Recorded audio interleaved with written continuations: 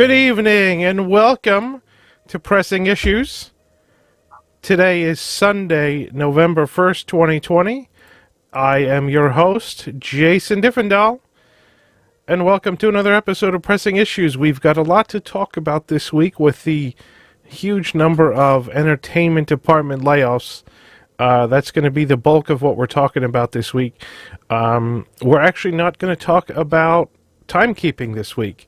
Ron suggested it might be better to talk about 1974, 1975 in one shot next year because there wasn't a lot going on those 2 years. So between the layoffs, and I know everybody wants to have a lot to talk about, wants to have time to talk about the layoffs this week, and then we'll come back next week with timekeeping again.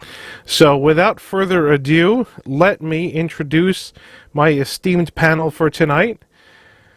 We've got Spencer Lloyd from Japan. Good morning, everybody. We've got Nathan Hartman from somewhere in Florida. Kungaloosh, Lakeland, yeah, not too far from the good old castle. And we got Ashley Jasmer from somewhere in Georgia. Hello. Where she barely has electricity. The hamster wheel is spinning rapidly. Thanks for that, Mr. Hamster, to keep her power on. We hope it lasts for the next 2 hours or so, or at least we'll try to let you get. It should. Well, maybe we'll try to let you get your rant in early tonight in case it cuts out. So, all right, let's get right to it tonight with these entertainment department layoffs. There have been hundreds and hundreds and hundreds, something like 720 layoffs in the Walt Disney World Entertainment Department. It's an insane number of layoffs, affecting everything from Festival of the Lion King, which is the #1 rated attraction in all of Walt Disney World, Finding Nemo the musical. We've got all kinds of stuff.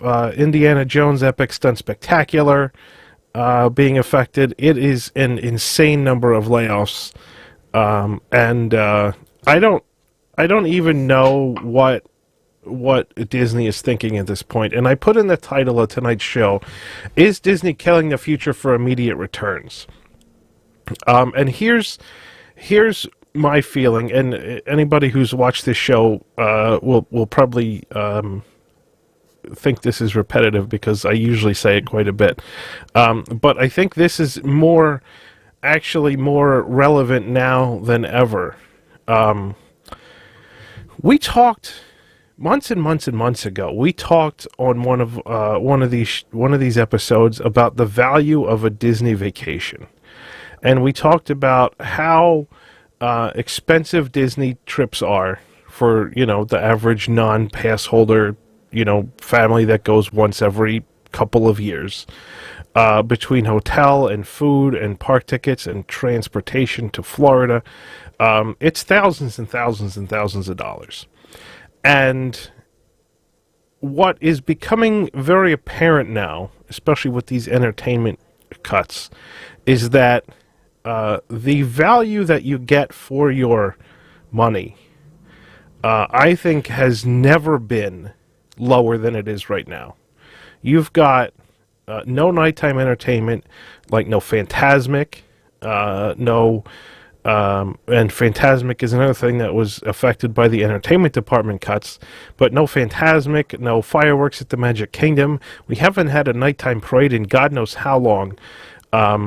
We lost Illuminations, and then we got some poorly executed replacement. Spencer, shut up. I don't think that'll be the first time we say that this evening, where we, Probably not. Probably float over there. Oh.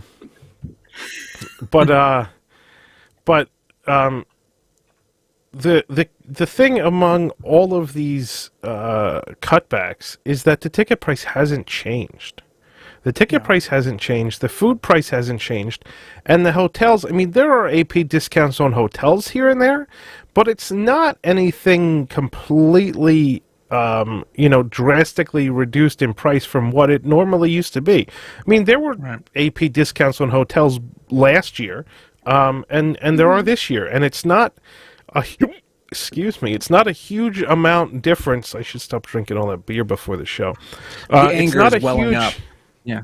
It is. It's not really a significant difference in hotel prices, even with the discounts between now and between it was a when you got a discount on off the rack rate last year. And so you're essentially paying, plus or minus 5%. You're essentially paying the same for a Disney vacation this year as you did last year. And in some cases, I will argue, you're paying more because those people who would have bought an annual pass for their trip this year and plan to use it 2 or 3 times can't even do that now. So those people are paying regular ticket prices and not getting the benefit of an annual pass and being able to use that ticket over multiple trips. So in some cases, you're actually paying more for your Disney trip this year than you did last year. And what value are you getting for that? You're not getting any nighttime shows.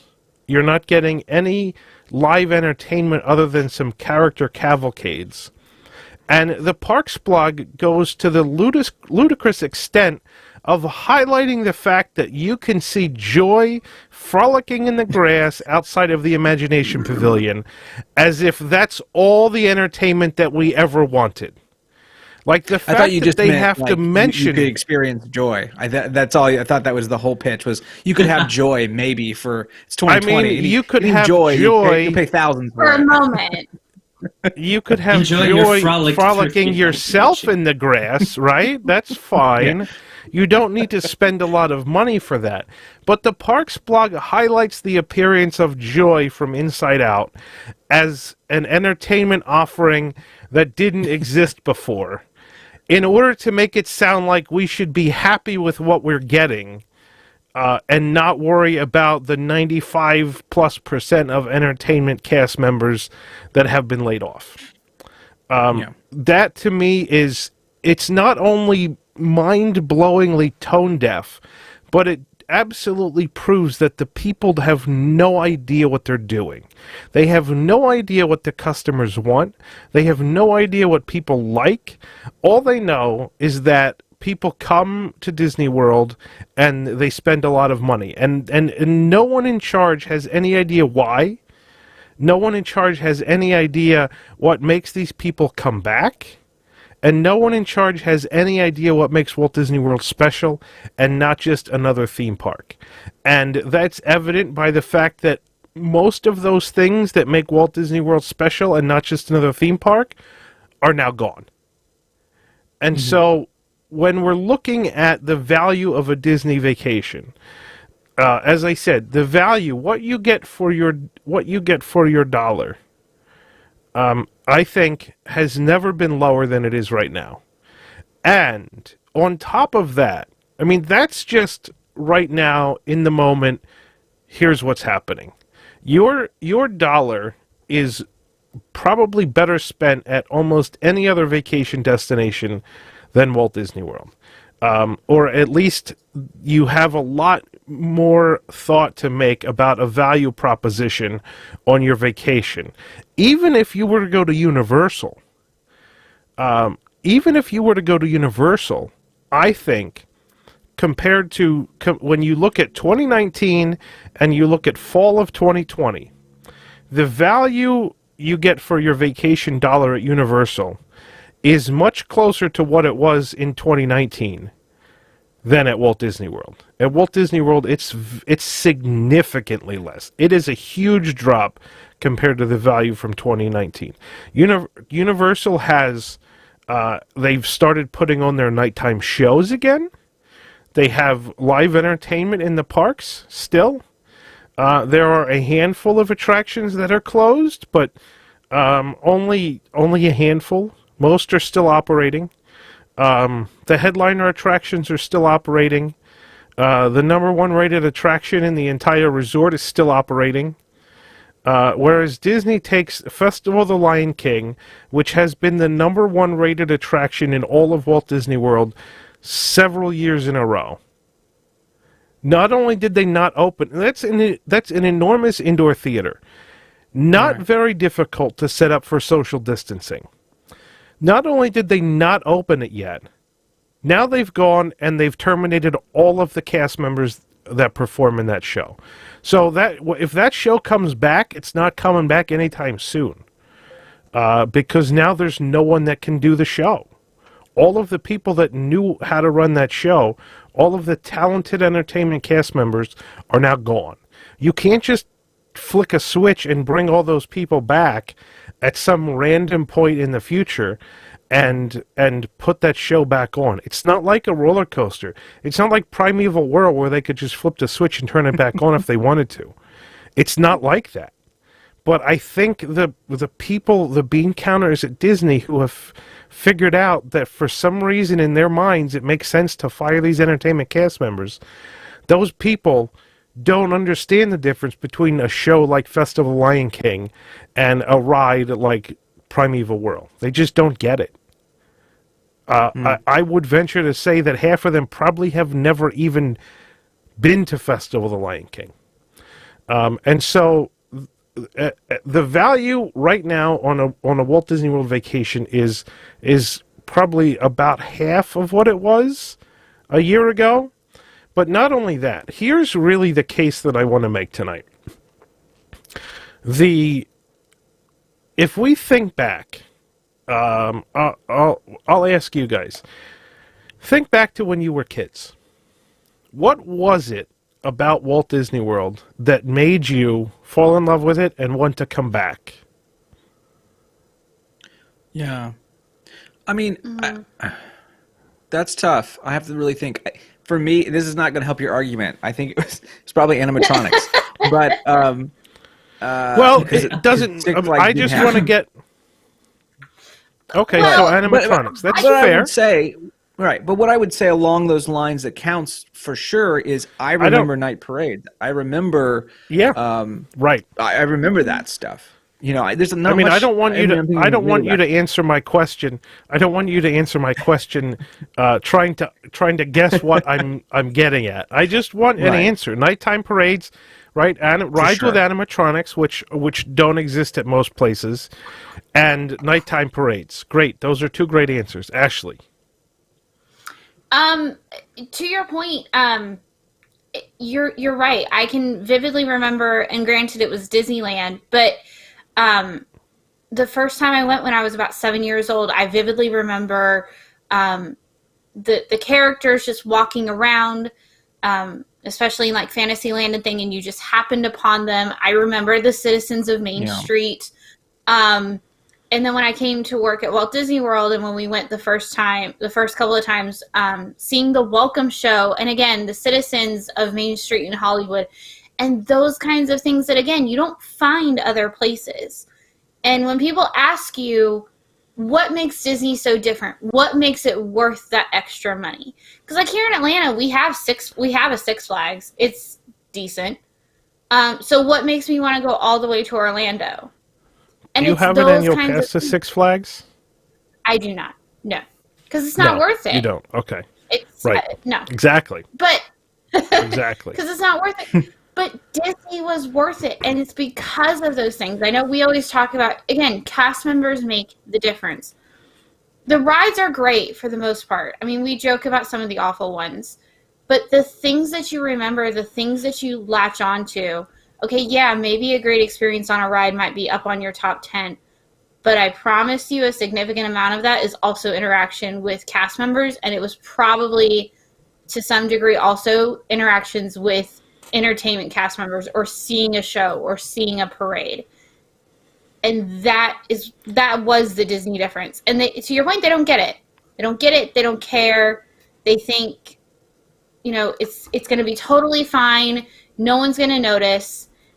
And I think they will. I think people will notice. Even not diehards like us. Wait. Other people All right. feel it too.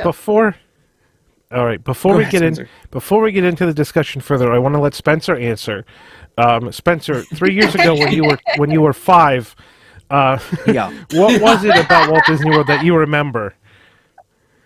I remember when I opened my eyes for so- the first time and saw Pixar Pier. Oh God. That was a okay, nightmare. so I'll note a couple things. Like, I did grow up going to Disney World. For those of you who don't know, that's where I got a lot of my Disney education. Is I grew up coming to Orlando every couple of years, and I also grew up in the post Epcot. So I grew up with like Mission Space and Test Track and all of those things that people love to dunk on. The thing that's always stood Wait, out for you me grew about up on Disney the old World- Test Track, though, right? Yeah, that's yeah. not I grew up on very old Test fun. Track. I've old been Test on Track, Tron so that's Track fine. and I hate No it. one dunks on old Test Track, so it's fine. Okay. Well, I always liked Mission Space as a kid, so sue me. But I You're also allowed- never you're went on allowed to like Horizons. things. Well, I also never It's went on fine. Horizons, so I don't know what I'm missing. Like, Well, yeah, anyway. that's fine.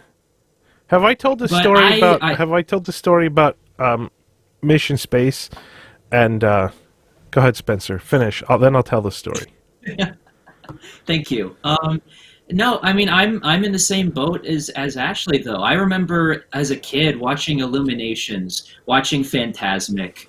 Even as a kid, Illuminations was moving to me, and I, you never really understand the full scale of it, but you watch the show and you listen to the music and you see all these colors and sounds and you look at the things on the globe and it's always moved me ever since I was a kid. And I remember watching Phantasmic and you're 6 years old and you're rooting for Mickey to defeat Maleficent. I remember watching Spectromagic when that was still a thing, and I have so many memories with that parade. Watching Wishes every night. All of these little experiences, Festival of the Lion King, later Finding Nemo the Musical, The Citizens of Main Street, The Welcome Show, all these things that don't exist anymore, or if they do exist, they've been severely pared down, like the new Welcome Show, whatever that is. So Yeah. dumb. Yeah. Isn't it just them So- riding the trolley down Main Street? Am I wrong? Well, that Did it was change always again? there. Well, no, but they That's used to always do been like there. they would pull up the train, and it was like the big train, like rope yeah. drop show with all the Yeah, the characters. train one isn't Right. there and the anymore. big welcome Yeah. song. Yeah, No, because I remember that that now many it's people just can't the fit trolley in show. front. Right. Yeah. All right. So Anyway, my so point let me- is, I ahead, finish associate your Disney point. World with a lot of these amazing. We love the rides, but I also remember a lot of the entertainment I saw as a kid, and I remember the impact that the cast members working in all these shows had. I remember the amazing, frontline cast members, a lot of whom have been laid off, who always went the extra mile. These experiences are what made me love Disney and start to look more into the company and into Walt's vision and all the detail and care and the power of the people in Imagineering and what they can create. And Yep. So, watching all of that be destroyed is heartbreaking. so let me paraphrase everybody's responses. No one picked a specific ride as the thing they remember the most about being a kid. But most of the things, and like for me, my favorite was the Main Street Electrical Parade. My favorite was any nighttime parade, to be honest. Main Street Electrical Parade was first, Spectrum Magic was up there, Tapestry of Nations. But none of us actually said, yeah, I know, Spencer, you have this Dreamlights card deck, thank you.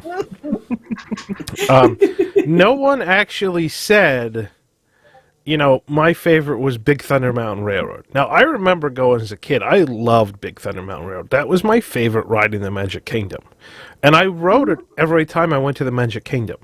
But that's not why I went to the Magic Kingdom. And I think that's the difference.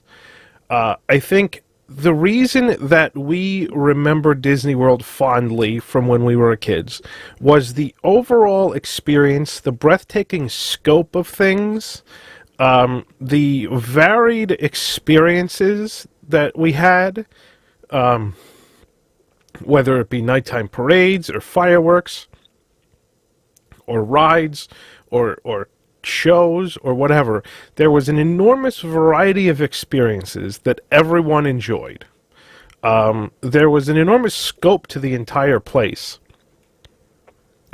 You can't help but be impressed walking into Epcot Center and looking at Spaceship Earth and just be amazed that this thing even exists, let alone was built 40 years ago now, but still. So what I think the problem is in today's day and age is that all of that together is what made us love Disney, and all of that together is what made us keep coming back.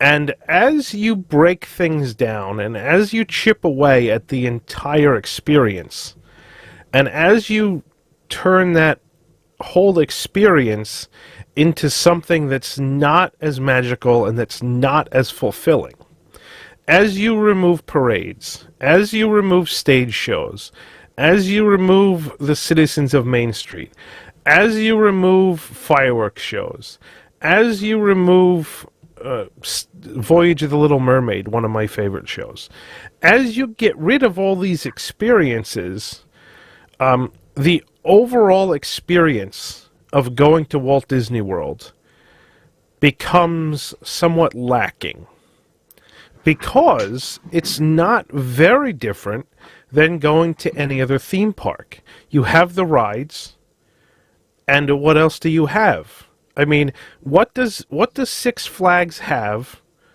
What does Disney have that Six Flags doesn't anymore? There are no citizens of Main Street at Six Flags, and there aren't at Disney. Six Flags has IP. Six Flags used to have like a Batman stunt show, and they had, there was like a Woody Woodpecker playground or something. I mean, they had characters that appealed to kids for the most part. They do. I haven't been to a Six Flags in forever, so I don't know. Six Flags still holds Looney Tunes, I think. I think that's the one that's right, Looney Tunes. IP. Yes, they have Bugs Bunny. But the big difference between DC characters too. Mm-hmm. So like, but the Batman big difference between Superman. I mean, I'm not trying to undermine your point at all. This kind of builds to it a little bit, but really the only thing that Disney has against Six Flags at this point is they have a more varied IP base to draw from, and they spend a little more money on their rides. They do. That seems to be the direction that Disney World is going. And like, we will give as much crap as we do to Runaway Railway, but it's still expensive and still has a lot of technology that other parks aren't doing, but that doesn't excuse everything else they're doing. But and so here's the question. I think to Jason's point, and it was something that was even mentioned by myself and a couple others when the list started first rolling out that day with the layoffs. You don't think about it, and it's kind of what I was trying to say earlier. You don't think about it, but again, when you're talking about the scale and the scope and the impressiveness of it, again, things like the bands in Africa and Asia at Animal Kingdom, the citizens of Main Street, citizens of Hollywood, those add to the scope because everything feels real and lived in and immersive. And so I think even people who aren't huge fans like us, but people who maybe come once a year or every other year, they may not realize that those things are gone, but they're going to realize that something is missing that they can't put their finger on. And it's not going to be as impressive. And over time, I think you're even going to lose those people. Because again, that is exactly. You can only ride it so many times before you're like, okay, well, let's try something else this year for a vacation. Like, let's go to Dollywood, or say screw it and just go to Six Flags and save the money. There's no point to travel all the way to Orlando when it doesn't feel special anymore. And so here's where I'm going with this: is that. Is exactly what you said, Ashley, is that so people will come, right? People that have never been to Disney World will come, and they'll think it's great. But there's not, then next year, when they think about, well, where are we going to go on vacation? Well, we did Disney World, and there's not any new rides. And, I mean, the rides that were there were cool, but I wouldn't, necessarily want to go back. there's not enough varied experiences to make people want to come back year after year, and that is where I'm going with this. Is that at some point, the people that go now and go for the first time or that haven't been in 20 years, they're going to have a great time, and they're not going to know what they're missing, right? Like seems to be Disney's excuse, and everybody who's a Disney apologist seems to be their excuse is that the people don't know what they're missing. Like Spencer doesn't know what he's missing on Mission Space because he never rode Horizons. That's fine. I get it. I don't disagree. These people don't know what they're missing. But what they are going to figure out, and it may not be this year, but it may be next year or the year after, what they're going to figure out is that there's no compelling reason to come back year after year. Maybe once every 5 years, maybe once every 10 years, but there's no compelling reason to come back every year or every other year, which is what I used to do when I was a kid. Bless you. Bless you. Filthy hand sneezer. There's no real compelling reason. The people that go now and aren't going to really think about what they're not going to think about what they were missing because they don't know what they were missing. But the problem is that next year they're not going to come back. And the year after that, they're not going to come back. And maybe when something like Tron opens, maybe they're going to get swayed to come back. But if they think back to what their experiences was last time, it was a bunch of rides. And that's about it. And if they didn't fall in love with those rides, there's not a huge reason for them to come back. I mean, maybe they'll like Tron. I think Tron is a great ride. But at this point, is it worth $10,000 to make a vacation to Walt Disney World to go on Tron? I mean, Jason, I like Tron, and I wouldn't do that. And so the question is, Disney thinks that what they need is these people that come and spend $10,000 for a trip and don't have an annual pass. Those are the people that they want to come. The people that haven't been in 10 years, don't know what they're missing. Those people are going to come and they're going to be wowed. Maybe that's true.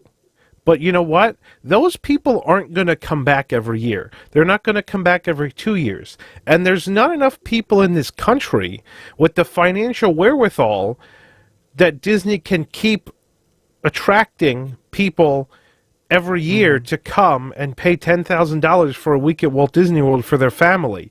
They're going to run out of people, right? Like, I totally understand that the people that come once every 5 years spend more money than the annual pass holders.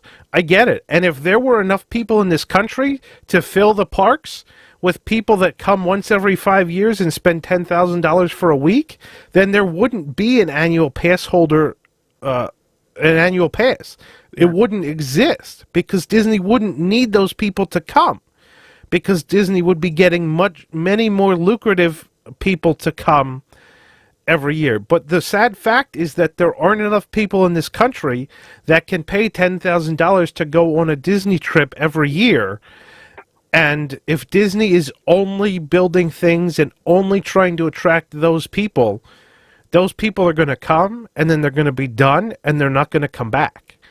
That is the point that I'm making, is that the people that Disney wants to attract, the ones that are the most lucrative, don't come every year. And at some point, if there's no annual pass holders and these people that come every 5 years have all come in the past 5 years and decide it's not worth it, then who's there to come? No one else is coming. If the annual pass holders don't renew because they don't come for the rides to begin with, and the people that come once every 5 years have all come in a span of 2 years and they're not coming back for 5 more, there's no one left to come. And that is exactly what I predict is going to happen. Probably not next year because next year's the 50th, and I think a lot of people are going to come next year. But I think starting in 2022, you're going to see incredible attendance drops from the people that only come every 5 years. And if these annual pass holders don't renew, then you're going to see a huge drop in the number of annual pass holders that come. And what's going to happen is in 2022, 2023, there is going to be a enormous amount of problems at Walt Disney World due to low crowds. And this is after Corona, like assuming that there's a vaccine in the next year. This is after coronavirus. This is when Disney can put everything back to full capacity. This is when Disney won't need park passes anymore. I predict in 2022, parks are going to be emptier than they are right now, even without park passes. And this is because your belief that is exactly what I think. They're not gonna open back up the entertainment. Is that why? Is that what makes that issue? So that's kind of that's part of the issue, right? So part of the issue is that if the entertainment still doesn't come back in 2022, then the people that have come either this year or next year and aren't going to come back for 5 years, well, they're not going to come back for 5 years whether there's entertainment or not. The problem is the people that come every year aren't going to come back next year either if there's no entertainment, because the people that come every year generally don't come just to go on rides. There's so much more to Walt Disney World than going on rides, and a lot of that is entertainment, whether it be nighttime entertainment or stage entertainment or street entertainment or whatever. Yeah. There's so much more to Walt Disney World that the people that come every year have grown to love. They don't go on the rides. There was, right? And so the key is that the people that come every year, I've seen so many people on Twitter and everywhere else that says they're not renewing their annual pass now. It's just not worth it because they don't come for the rides, right? And if there's no entertainment, what's the point?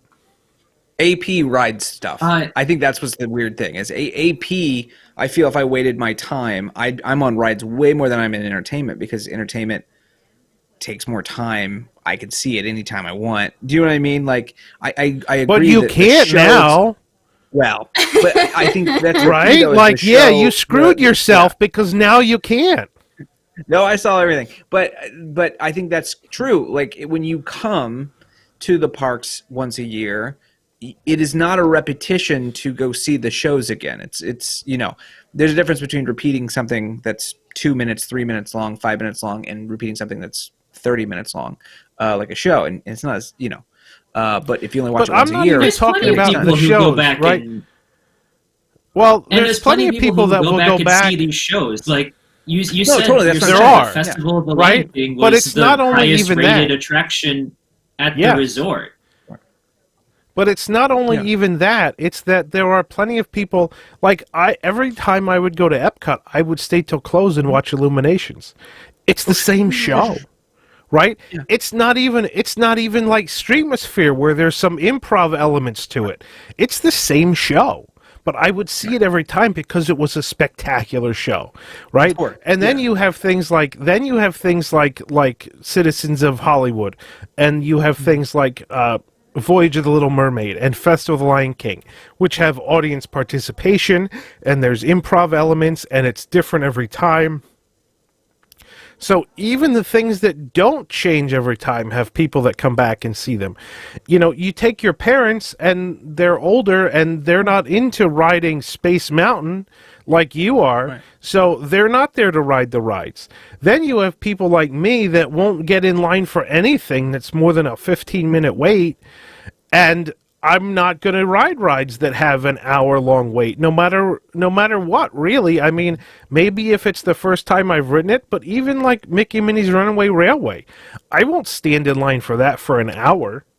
Like, if I can't get in line for that at Rope Drop when it's short, I just won't ride it.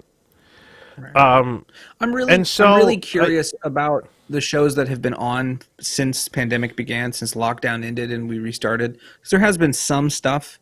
I'm curious, and there's no way to. I think the cavalcades are great. Yeah, I'm just curious. What I'd be curious about is like, are those shows full of local AP, or are those shows full of outside visitors? And being that there's less outside visiting now than ever, are those shows, is one of the things that they're seeing in the numbers is it's dwindling because the outside people who are the ones that generally go see those shows every year are not there in number. Now, I don't think that should be a reason not to do it. I'm just saying I'm just curious what the number of AP What the actual to local AP demographic is. yeah, to Well- once a year visitors go to those shows on a normal non-pandemic year. I'm curious. I mean, I mean, think that's fair, but to Disney Jason's probably point- could tell. Yeah. Oh well, they could Yeah. tell easily. I mean, they've done that sort of thing where you can scrape Magic Band data. They could easily set up something that Sure. like Right. scans every band at the exit. Like, did they come in on an EP today or not? You know, put up Right. a little reader at Yeah, the no, at Disney each door or knows that. something. Disney knows that. I don't think I'm that's gonna really interrupt the this key question, rant. though. I'm going to interrupt this rant real quick. We got a super chat a while ago from Michael. Oh, He says, Oh, Thank you, I remember Michael. as a kid when I was 7, I enjoyed how magical the Frontline cast made me feel. That was the time I decided I wanted to be a cast member. Thank you, Michael, for the $5 super chat. We really appreciate it. Thank you. thank you.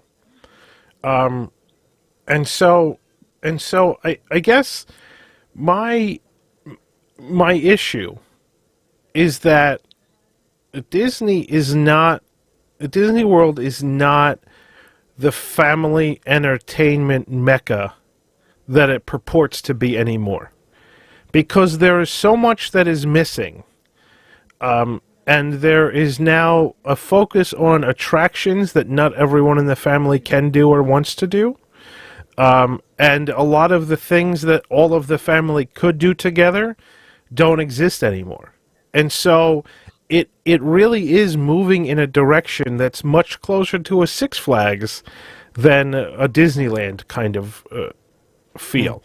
And to me, that's alienating a lot of potential customers.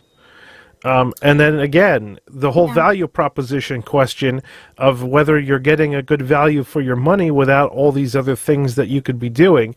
Like, if I would take my grandmother there and say, and spend $120 to go to the Magic Kingdom for a day, and we would probably ride the Haunted Mansion, and, well, we couldn't ride the riverboat because it's closed. Maybe we'd see the Hall of Presidents and Country Bear Jamboree, but she won't ride Pirates because it has a drop, and she certainly won't ride Splash Mountain or any other rides.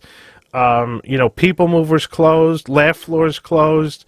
We'd probably do Carousel of Progress, and then we'd leave. And I could say to her, do you think that you got a good value for your $129? Like, I don't think the answer would be yes. I really don't. You rode like Well, six no, rides. no, That's like I would- $22 a ride. Right. It's like And you have a $22 a ride.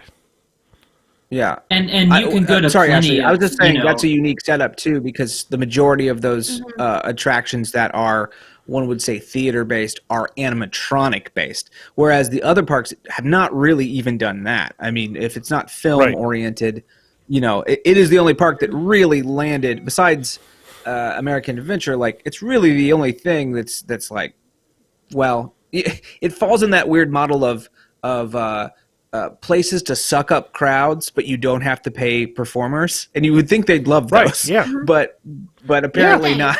Yeah, Right. Yeah, Yeah. I mean, the closest you get to all right. that, So go ahead. the closest To you can your get to point, that Jason. at almost any other park is, even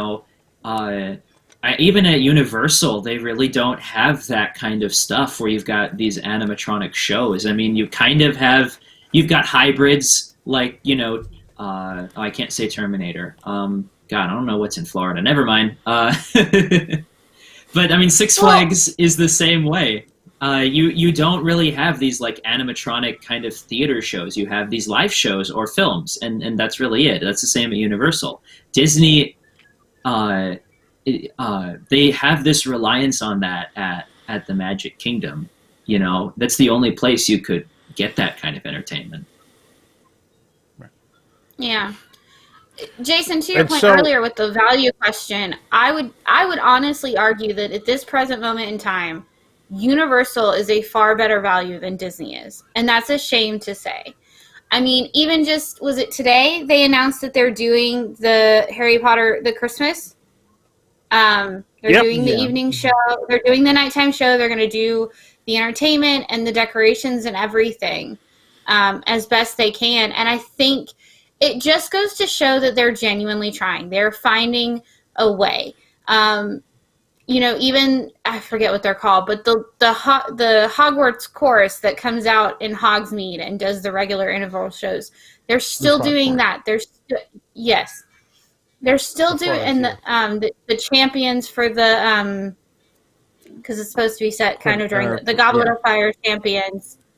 I'm terrible with the names of those shows because obviously I don't see them very often, but it shows that they're at least trying. They're trying to. They did the horror makeup show. They're trying to do haunted houses.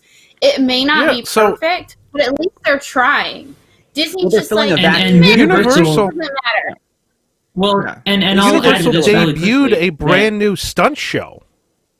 Universal debuted a brand new stunt show at the middle of the pandemic, and Disney can't even afford to pay cast members to put on what is the most popular show in all of Walt Disney World. Then If at one that's point, not- didn't they announce that it was coming back? Didn't they It was announce set that up it for was coming social back? distancing. We saw Lion pictures King. that they had We set saw the up queue, markers yeah. in the queue. It I was thought set that up they to had come even back. confirmed that it was coming back at some point. Or maybe I just saw that No. from one of the performers that they were. Well, under they the might have impression said was it, but they set up social distancing in the queue, but they never said specifically when it was coming back. And now that everyone's laid off, I can tell you it's not anytime soon. It's not. Yeah. And I'm just going to build on Ashley's thing real quick. Obviously, we here are not in as dire straits as Disney World by any means. But I still feel that Universal in Osaka is offering a better value proposition. Everything is open. They're still doing seasonal events. They're adjusted for COVID. We less gatherings. We didn't do houses this year, but that's pretty much what we lost in Halloween. We've got everything open except the 4D cinema and Terminator and Backdraft. Everything else is still open. We're still doing all our shows. In Wizarding World, we've got Ollivanders even. They've set up social distancing in there. We've got Frogwire, Tri-Wizard Champions. Here, Ollivanders We've got here. We've got stage shows, the Rock and Roll Horror Show, which is like the Beetlejuice Graveyard Review thing from Orlando from like 10 years ago. We've still got that. We've had that since day one. When you put that up against TDR, and your country took care of it. But hold on. I'm getting to that point because number one, you're not wrong. But number two, even if you just stack it up against what OLC is doing, and again, I recognize that we are doing far better than Disney World is, but the fact that we still don't have our stage shows back.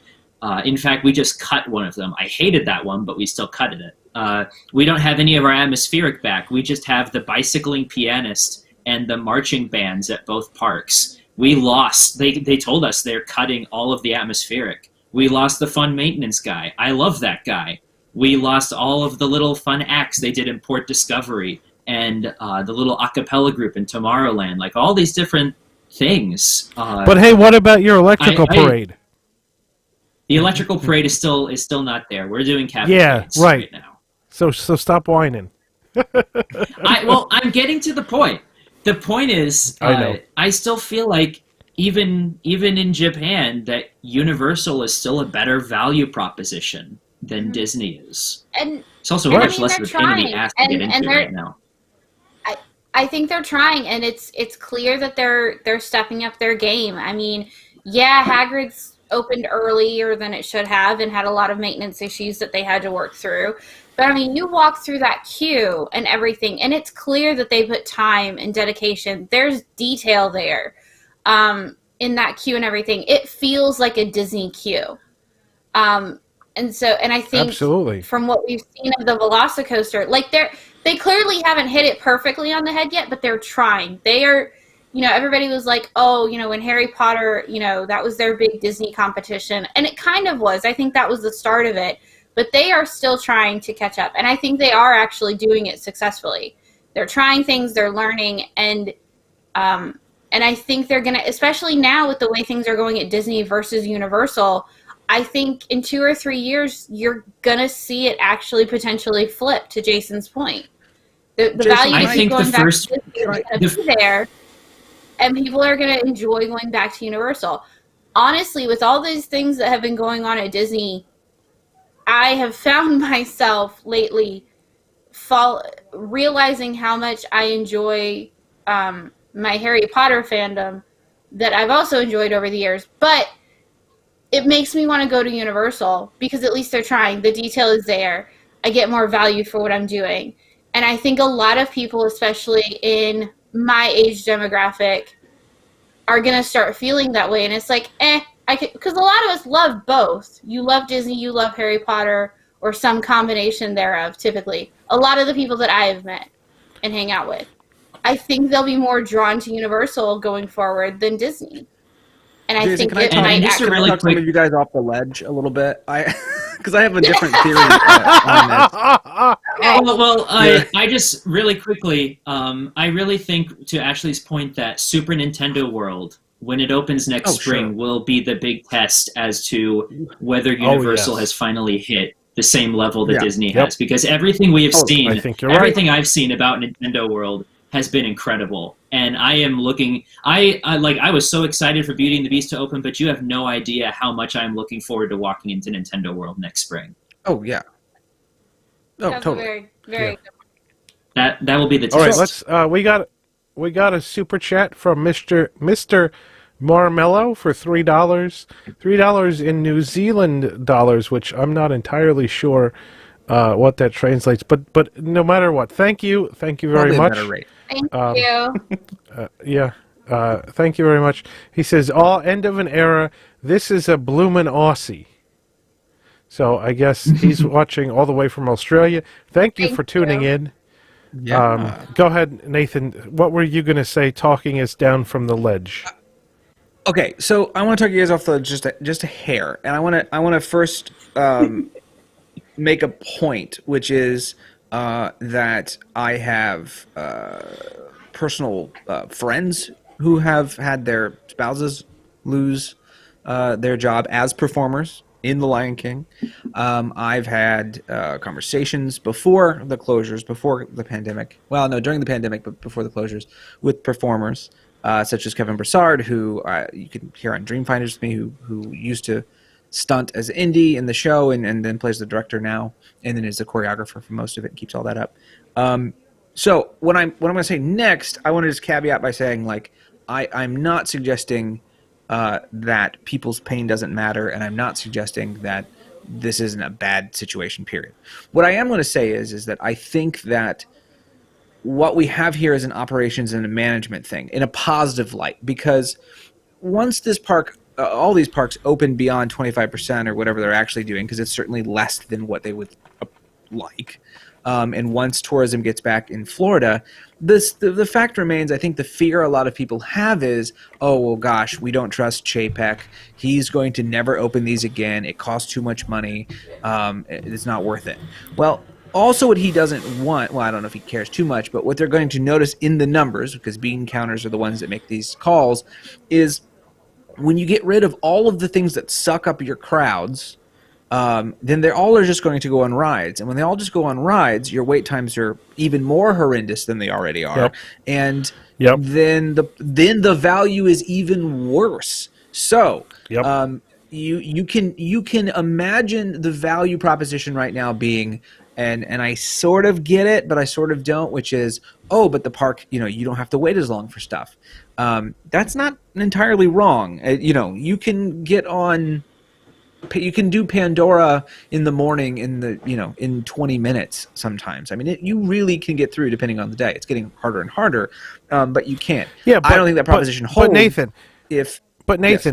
before COVID, you used to have fast passes. You could do that in 20 minutes with a fast pass too. So And that's what you're not Universal getting anything has. now than you didn't have before. I would Yeah, and suggest that's I would something that suggest that Universal beyond continues, even 3, though it you costs now you are getting. extra. No, I would say beyond 3, Yeah. you're now getting 6, like pretty easy ons, depending on where you're Well, at and what time of day it is. I'm yeah, just making a okay. small point. Fair. But That's what I fine. would say is that they're not going to see the benefit to them about paying for animatronics. That's a nope. There's no reason they're going to make an animatronic show. That costs way more money right now. What's that upfront cost is something they don't want to sink right now, especially when it's every theater on campus. Clearly my job's seeping through.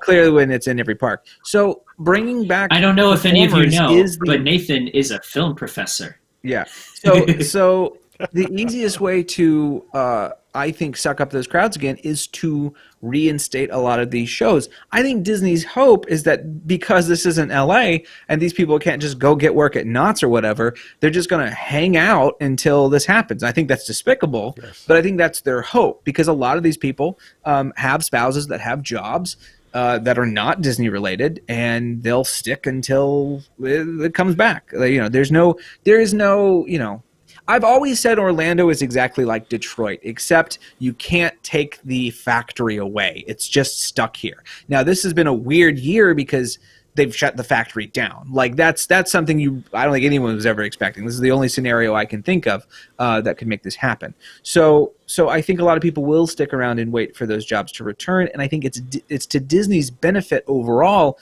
to bring them back. As much as I think we're kind of dooming and glooming about them like cutting shows. I do think not every show is going to come back, but I do think that the need for that entertainment, especially after a year of people not being able to go, a year of people waiting for a vaccine, and that vaccine comes up and everyone wants a break, people are going to go to Disney World, right? And if they can open those doors wide, they need to fill every seat, everything they can fill to help make the wait times more accessible.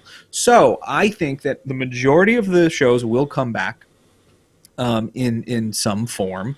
I just don't think I agree with Ashley in the sense that I don't think they put forth the effort for that. They concentrated on rides or performances when it came to social distancing and figuring that stuff out. I would also say they had double the amount to figure out that Universal did, which is logistically a lot harder. But I think that, there is a case to be made that a lot of these things will come back. I'm not saying all. I think Beauty and the Beast is done. I'm a little unsure about Laugh Floor coming back. But I think that it is a weird year. And I would rather put my blame not on what will happen in the future, but what has already happened, which is that executives have determined that they deserve a salary that is what they would have normally given themselves, while also firing thousands of people and sort of being like, well, I don't know, we're out of money. We're Disney, but we're out of money, which is just not true. Even if it's a solidarity proposition because you can't keep everything open, Josh Tomorrow can say he's sorry all day long. He wants it Tomorrowland. It's on deaf ears. Like, it doesn't matter because he's not showcasing anything that suggests that it's not affecting him beyond a inconvenience. Right. So my anger right now is more at executives than it is with what the future may hold. Yeah. I guess is what I would say. I think things will come back. And the fact So that, let me just say- I think that's where we disagree, though. Let me just Because point out, we have a I couple super don't have chats. faith that it's going to come back. But I could be I wrong. want to call out a couple super chats. Super chat from Babs Behaving Badly. Thank you very much. JJ thank Red you. says the music and entertainment and Imagineering make the magic. Keep Disney magical. Once a week, I watch the last fireworks show on YouTube from Magic Kingdom and cry. I don't watch it Aw. for that reason. Michael O'Brien gives us 10 euros in a super chat. Hello from Ireland. Are these temporary Hey. layoffs? If not, how can any company get away with laying off long-term staff without redundancy payments? I'm not going to get in. This is We don't America. know. Layoff's not temporary. Right. A layoff is a layoff. If you get asked to come back, then it was temporary, but you don't know it's temporary until you get asked to come back. So, but regardless, so Nathan, based on what you said, I see what you're saying. right? I think the optics of the salaries being returned to normal for the executives is horrendous.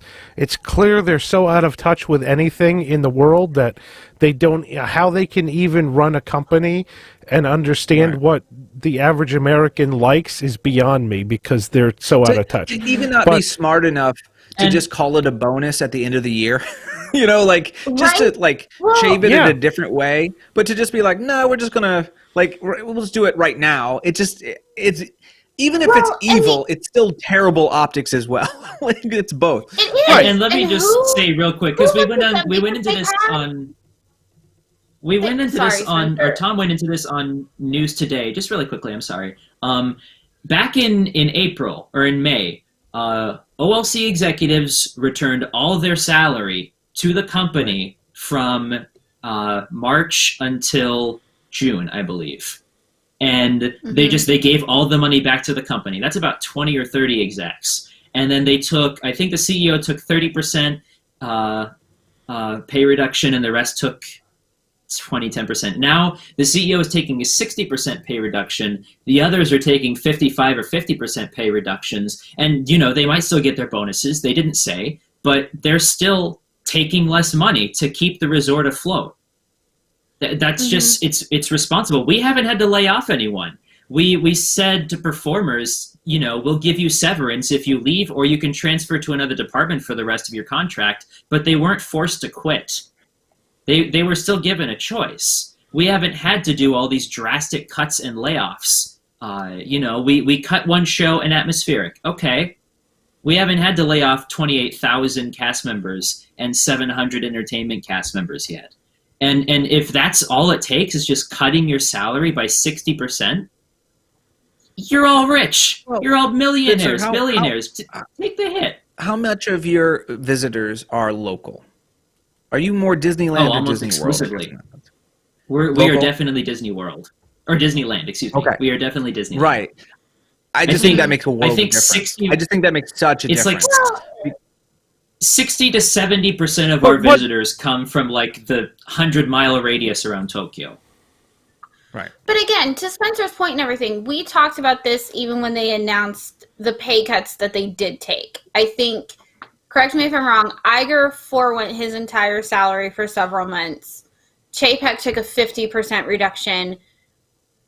Did other execs took a or some percentage of a reduction? I know everybody kind of hyper-focused on Iger and Chapek because it was comical that Iger said, I'm going to give it all up, and Chapek was like, nah, 50. But to that point, they were still always going to collect their bonuses.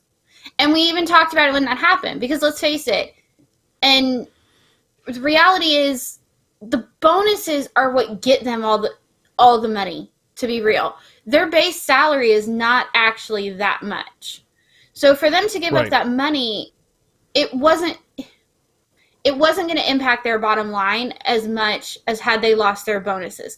And to Nathan's point, the optics of them doing that, okay, yeah, great. And then you had to you turned around and restored even what little pennies that was. And then less than 2 weeks later started announcing these layoffs. You knew you were going to do these layoffs when you restored your salary. Right. Who in their right mind, to Nathan's point, thought that was going to look good? I don't understand how conscience you could even look at everybody and say that was a good, we should totally do this. And how they got away with it is just mind-boggling to me. Well, they're not getting away with it, and everybody hates Chapek, but they don't care. See, so if Chapek cared whether people like him, then he would have said, I'm going to forgo all of my salary. Because A, it's a minuscule amount of his overall compensation.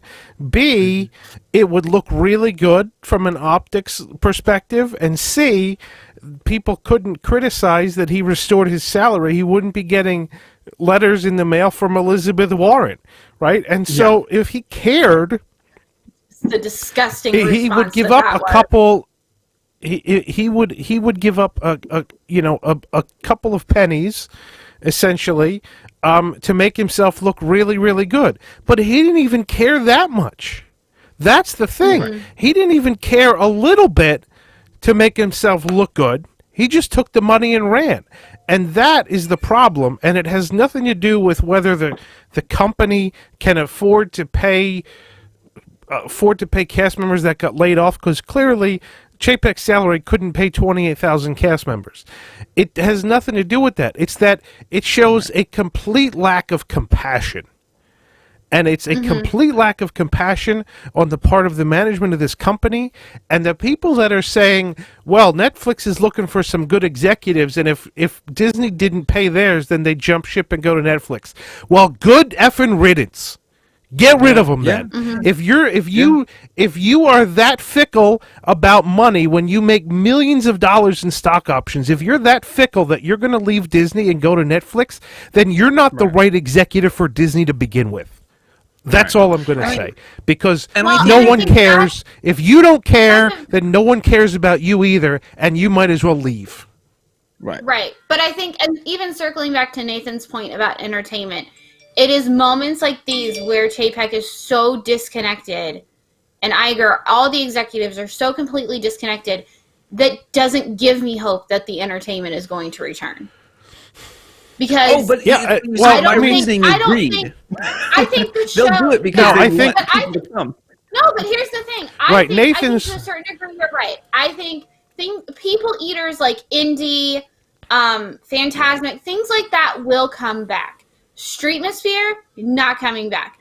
Grand Floridian Orchestra, not coming back. The bands in Africa, never coming back. But those they were shut down before this all even happened. Yeah, they were They were gone before it even happened.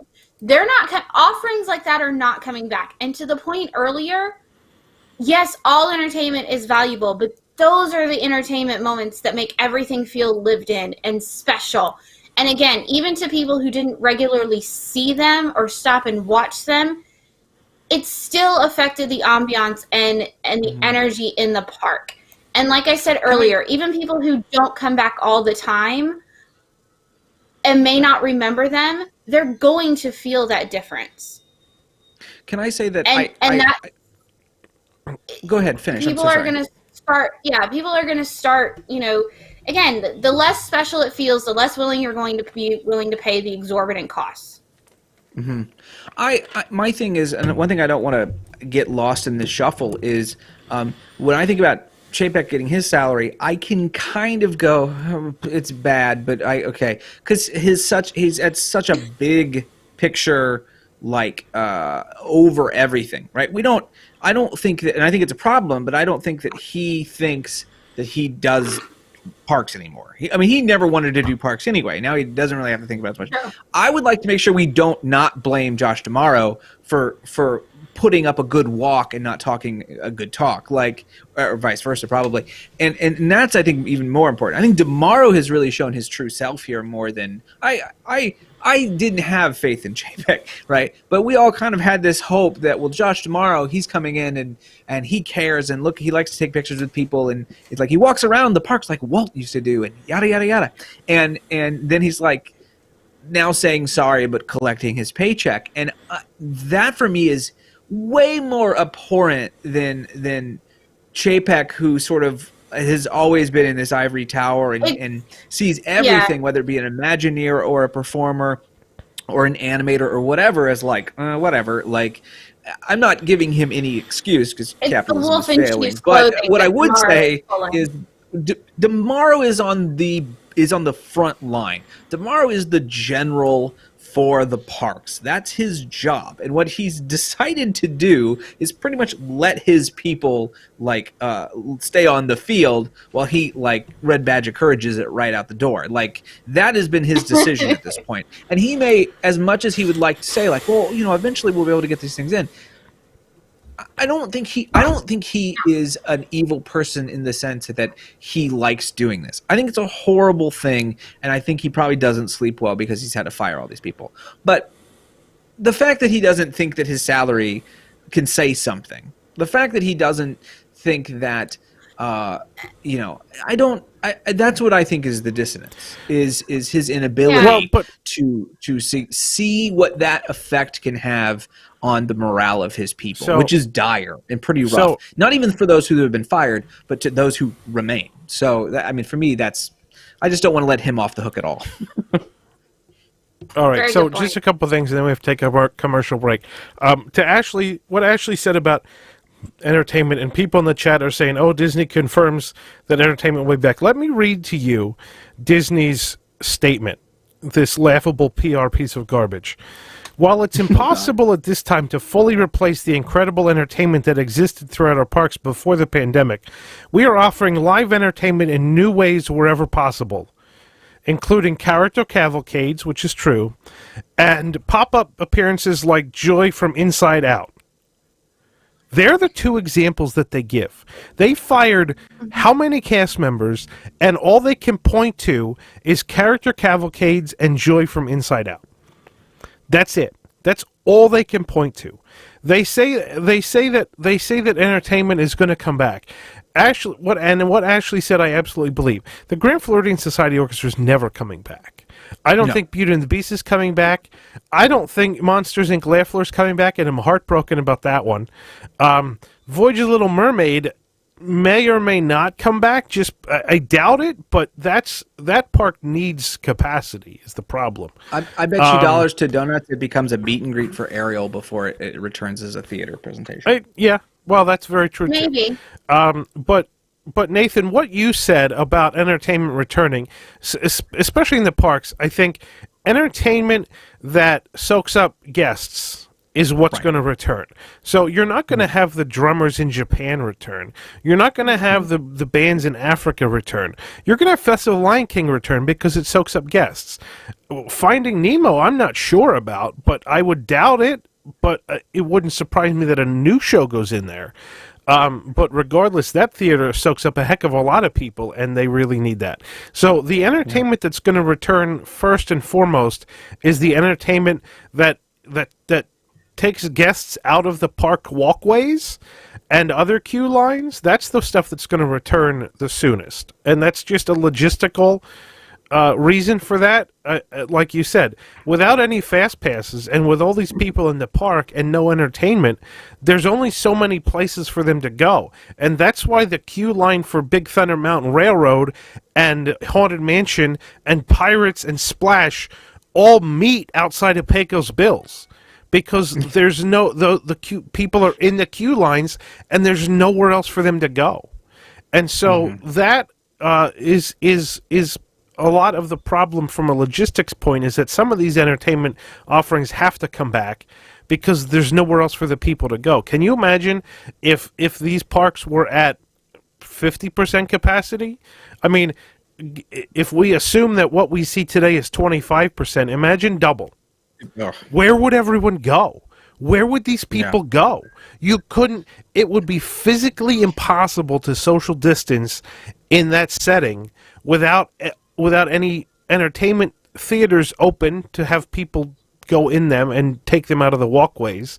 There's not enough queue space for all of the attractions that are open to have all the people in the walkways. I mean, so for example, the Pirates queue goes to Pecos Bills, right? That queue still may only be 30 minutes. What if Pirates was a 60-minute queue? Pirates 60 minutes isn't out of the question on like summers and holidays, right? Holidays. If Pirates was a 60-minute queue, it would wrap around to Pecos Bills and go into the Hall of Presidents probably. And then at the same time, Haunted Mansion would go along the water down to Pecos Bills, and then it would wrap around to Pirates. And Big Thunder Mountain would probably wrap around and go into the hub. Space Mountain would probably go into the hub. So the problem is that Disney can't increase the park capacity that much because there's nothing else for these people to do. And that's regardless of if there's Fast Pass or not. I mean, if there was no Fast Pass, or I mean, right now there's no Fast Pass. If there was Fast Pass, you'd have just as many people in the parks, but they wouldn't be in those queue lines. They'd be walking in the shops. With half of the shops closed and half of the restaurants closed, there's nowhere physically for them to go. You cannot Yeah. possibly admit enough people into the Magic Kingdom that if they're all in a queue line or in the walkways, then they can't socially distance. That's too many people. You may call that 50%. I call it ludicrous because there's just Well, not enough yeah. for the people to do in the park. And Magic So you Kingdom's can't tell weird. people they need to socially distance and not give them the physical space to do it. Yeah. What Magic Kingdom is also weird because it is so. It really isn't very Because of the theater based. layout. Beyond outside the castle and beyond. I mean, it's pretty minor. Epcot, you could even go, that's kind of minor. Hollywood Studios without the are you crazy? Like that place barely has enough to do on a normal day with the shows. So it would be a real I totally agree. I think that you're right in the sense that I'm concerned about the atmosphere, the aesthetic characters, people who are not part of these crowd eaters. I think this is probably showcasing that a lot of that stuff was on the chopping block anyway. We've seen it over Probably. the last 5 years, and I mean, I they think cut that it little by little. they sped it up. Yeah. They sped it up. They were able to get these people out of their contracts because of this sort of thing, and they've sped it up. So it's They just use the COVID's an excuse. COVID is an excuse totally. for something Disney wanted to do anyway. That's what it is. Yeah. Somebody in the chat mentioned this too, and I agree that they're using COVID as an excuse to get rid of all these equity members, and then when they bring them back, they're not going to bring back union members to fill these spots. I Disney has a 100% nice think history that of was hating absolutely. unions, so Yep, for sure. Absolutely. not a thing that they're Absolutely. connected. All right, we're gonna take a break, and then we're gonna continue to talk about this in the next hour because I think everybody wants to keep talking. Yes, Spencer. I found a super chat real quick that we missed from Mr. Marmello for $3.50 New Zealand dollars. He says, "Y'all, a New Zealand dollar is 65 cents." Well, that makes me feel less good about these super chats. Well, you got a deal, I sir. was asking if Baby Tokyo was an Aussie. No, I'm not Australian. I'm American. Aw. Although Baby Tokyo, I feel like is something that I'm going to hear on Slack for the rest of my life. So thank you, Mr. Marshall. Probably Yeah. yes. It's good. I'm good with Yep, Baby Tokyo. for sure. All right, we're going to take a commercial break, and we will be back after these words.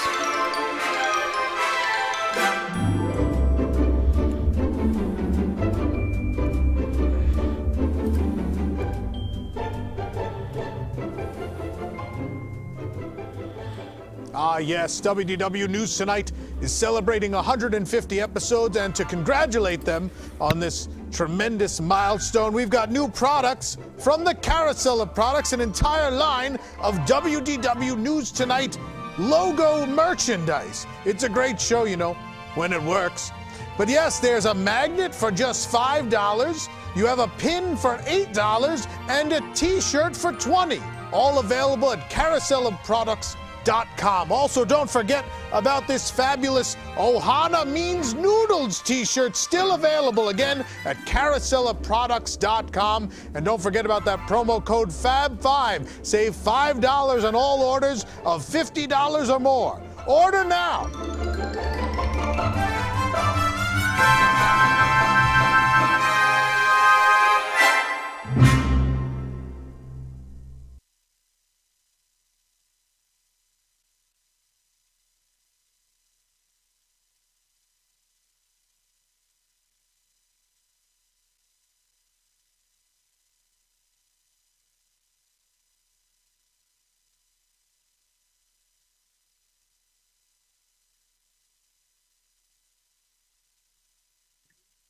This program is brought to you by The Vacationeer, the official travel agency of WDW News Today.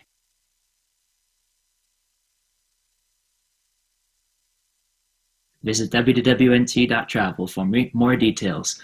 The Vacationeer will engineer your next magical vacation. Thank you very much, Spencer, for jumping in there. I wish this commercial had audio. But anyway, go check out www.nt.travel. for the vacationeer. Let them engineer your next magical vacation, or your next not so magical vacation, depending on what it is that you're coming to Walt Disney World for.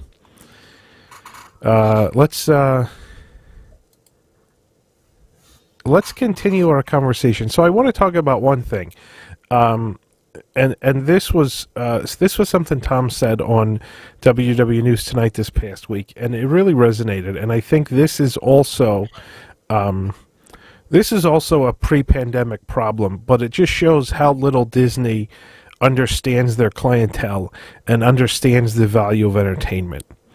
Tom said, for the most part, people aren't impressed with Galaxy's Edge. And despite all of the hype and all of the excitement, Galaxy's Edge essentially turned out to be somewhat disappointing for a lot of people. And do you know why? The reason is because there was a lot of entertainment promised that was to come along with Galaxy's Edge, and none of it happened. There was supposed to be interactive characters. There was supposed to be roaming droids. There was supposed to be this some kind of game that you could play where you had these, I don't know, some sort of. It was like your reputation or something score. like that. Yeah, reputation points, right? And you would interact with people like the shopkeepers and stuff. And all these people that were supposed to make Batuu seem like a real place somewhere in the Star Wars universe. And none of that materialized. And that makes Galaxy's Edge, and Galaxy's Edge isn't that great of a place to look at either.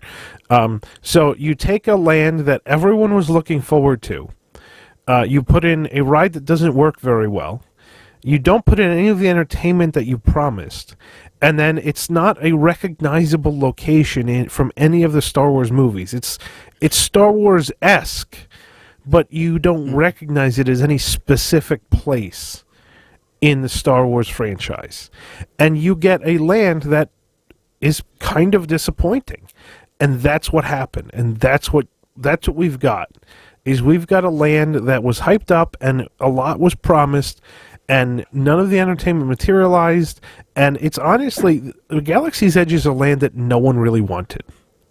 If you ask people before Galaxy's Edge was a thing, if you ask people what they wanted a Star Wars land that they could go and they could see Darth Vader and they could be in a place that they recognize and interact with characters that they recognize. What you got a land that they don't recognize, you don't see Darth Vader, and you can't interact with any characters you recognize. You have something that's kind of along the lines of the Mos Eisley Cantina, but it's not. You have the Millennium Falcon, which is probably the most recognizable thing in the whole land.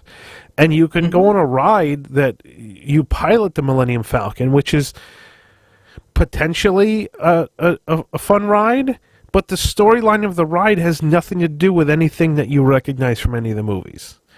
And so, but coming back to the key is not only is Galaxy's Edge disappointing because it's not what people wanted, but they also severely overpromised and underdelivered on the types of entertainment that was supposed to be there when Galaxy's Edge opened. And none of this can be blamed on the pandemic. So what I think you're saying here is... Oh, I'm sorry. Here we go. We're doing it again. What I'm going to say is what you're saying, and I think I agree, is, and tell me if I'm wrong, if entertainment had been to the level that they had promised to begin with in Galaxy's Edge, it would have evolved itself nicely enough into its own Star Wars thing that we would have, to this point, probably been like, yeah, it is Star Wars in that it's Batuu. Maybe we don't see Darth Vader, but there are things that we love because the robot merchant is always trying to fix his droid, and this guy is always trying to do this thing, and the stormtrooper's always, and I think you're right. I think not having that entertainment value means that it never got to flesh out any sort of life of its own. They kept saying like, oh, this is it is Star Wars, but it's unique. It's the only place you can go see this, and it's a whole new place. Well- but they didn't put any life into it, really. So when you don't Mm-hmm. put any actual life into it, you don't give it its own narrative, your own story beyond like, I'm a cool spy and I like to hide underneath a canopy when stormtroopers come by. It's not enough. And I think you're right. And correct me if I'm wrong. Jason, do you think that we would look at Galaxy's Edge entirely differently if we already had sort of a consistent like streetmosphere entertainment vibe to the place already? Do you think we would look at it and go, okay, there's things they could do, but at least it feels like alive? Yeah, I think it would have one of two things. One would be either entertainment to make it feel real, or they should have designed it as a real place to begin with. One or the other. We got neither. Right. Well, I think you're both right. I think I understood the concept of them wanting to put it in a different place, and not necessarily a familiar setting, but Star Wars-esque. But to Nathan's point, and even to Jason's, the entertainment was what was supposed to connect you to that land and start making it feel familiar. That was how you were going to build the connection and like it, because it wasn't familiar. It wasn't Mos Eisley. So you were going to walk into that new cantina and talk to people and interact, and that was going to build your relationship. And because they don't have that, there's no connection there. Nobody cares. Right. I mean, they have good drinks, but other than that, I don't care. But they're but they're overpriced though, because you're in Star Wars. Like, you can go to other places on property that are still technically overpriced drinks, but not that absurdly overpriced. Yeah, everything's. No, they are almost. Yeah, Enchanted Rose is pretty absurdly overpriced too. But I think. But no, you're right, and so completely right. I mean, that was supposed to be it, and that's why people don't enjoy it, because there's nothing. It doesn't feel familiar. And can we just also point out that it's also really annoying because they didn't have characters like Darth Vader and things like that. You can't meet them there, or Kylo Ren, or any Chewbacca, any of that, because the thematic integrity of the land. You can meet Chewbacca. But oh, you can? Oh, I stand corrected. I apologize. And you can kind of meet Kylo Ren. You can't really meet him, but yeah. But there was this whole thing about the thematic integrity of the land. Right. So you couldn't. Sure. But that's why you had to meet Darth Vader at Star Wars, whatever, Galactic Outpost or something on the other side of the park. Because he's in another galaxy. Yeah. The second that Baby Yoda became this overnight phenomenon, screw thematic integrity of the land, here's Baby Yoda. Yep. No, they didn't. That was not a new Baby Yoda. That was always there. That's just a Yoda doll. Now, why they have a Yoda doll there is a whole question. But that doll. But that's what I'm saying. Like, forget here. Have more. Yeah, I don't disagree that the shops were already selling, like, I don't know. They're like, oh, here's everyone wants I'm trying to think of an example that's weird. Oh, here's a Lando Calrissian ragdoll. That's what all the kids in Batuu want, is a Lando Calrissian ragdoll. Like, yeah, there's some of that stuff where it really does land a little bit on the okay. The market itself. But now of course the market's just straight up giving you regular T-shirts. So right. Yeah. And your Galaxy's Edge exclusive merchandise is now all over property. I probably can get it at Target at this point. I mean, it's not it's not even not only is it not restricted to not restricted to Hollywood studios, it's not restricted to Walt Disney World property. You could get it at freaking Target. But anyway, so that was a point that Tom made that goes back to before COVID, and it just shows how. First of all, it shows how much Disney management hates entertainment, and is also out of touch with what makes Disney World special. And if you look in my book, I mean, people talk about how Disney had, was first approached about the rights to Harry Potter and didn't want to go along with the terms from J.K. Rowling and gave it up, and that's a big mistake that Disney made. I think the bigger mistake Disney made is they completely botched all of Star Wars since they bought it. And Star Wars should have absolutely 100% been its own theme park with its own attached hotel and not shoved into Hollywood studios. And it could be an unbelievable park. Just like I think Universal, if they had the space, would have loved to put Harry Potter in its own park. But they just didn't have the space. Disney had the space, and they still screwed it up. That is the biggest waste of an IP is not making Star Wars its own park. I mean, I love the So, idea. I think the risk is too high. I just think in general the risk. I mean, because look, like if But they it's would- not. It's not. Star Wars. What Star Wars is intellectual one of the property most would you successful- have? Yeah, there's no other IP No. that's such a slam dunk. I mean, I Like, wouldn't instead do that. of Okay, here's the you have thing. all the You different have planets, so and you have the Death Star in the middle, which is what everybody. I mean, all you have to do is copy Spaceship Earth, essentially. Like, it could be What? amazing. It could have been. Listen, but there's no, You could have had. she's Texas right. There are- That's the thing. in all of them. And there's so The few. Star Trek there's so experience few would like to have a IPs conversation that are- with the both of you. Okay, because Here's the, well, no. Here's the But thing. I would Here's the argue, thing. like, Star Trek is Star not Wars as strong of an is IP as Star Wars is. no, it's not. Star Wars- It's not. The only IPs I think that are strong enough to even consider this idea, you got Star Wars, you have the MCU, and you have Harry Potter, and maybe a couple others. There's a plenty of And phenomenons you have Lord that of the wouldn't Rings. fit. You have Tolkien. I don't know if Tolkien I could make will its give own. you Marvel. I will give you Marvel only because it has almost 100 years of content that, and like the length of it has shown that it can last. I think Star Wars by itself is still a baby in the sense of an IP. I would- Go ahead, Ashley. I would disagree No. only because I would disagree if they had kept the established extended universe as part of canon. I think that would have given them, especially with an entire park, that would have given them plenty to do. And there's a lot know of what? lore there that they completely threw away. But that's God unfortunate. bless you So- guys because it's 2020 and the whole world is completely different, but we're still complaining about Galaxy's Edge like it's 5 years ago. Like nothing has so- changed. Let me get my. Well, it sure let me get my as real point heck about hasn't gotten Galaxy's any Edge. better. No, I like the consistency. It's just nice. It feels like home, you know. So, all three of you have been to Galaxy's Edge, right? Nope. I have not yet. Unfortunately, You haven't. Okay. No. So, Because I didn't feel drawn to go okay. to make a special trip. Because I heard Okay, everybody so- say that it pretty well sucks. So I haven't been yet.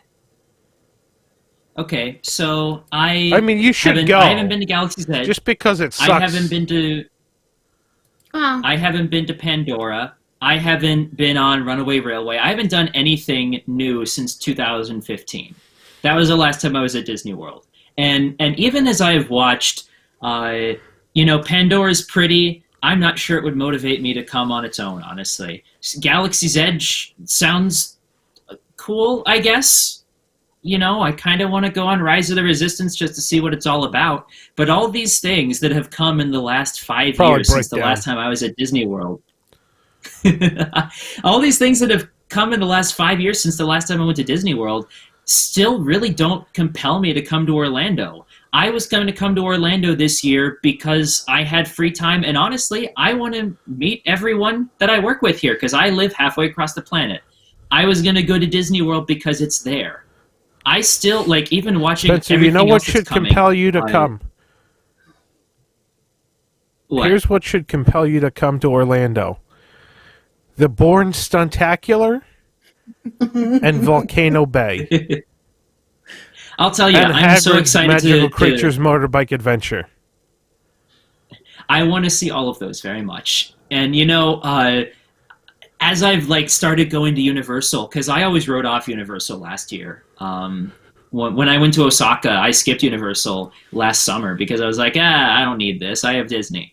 And now that I've been going, I have a much greater respect for it. But my point is, I don't feel motivated.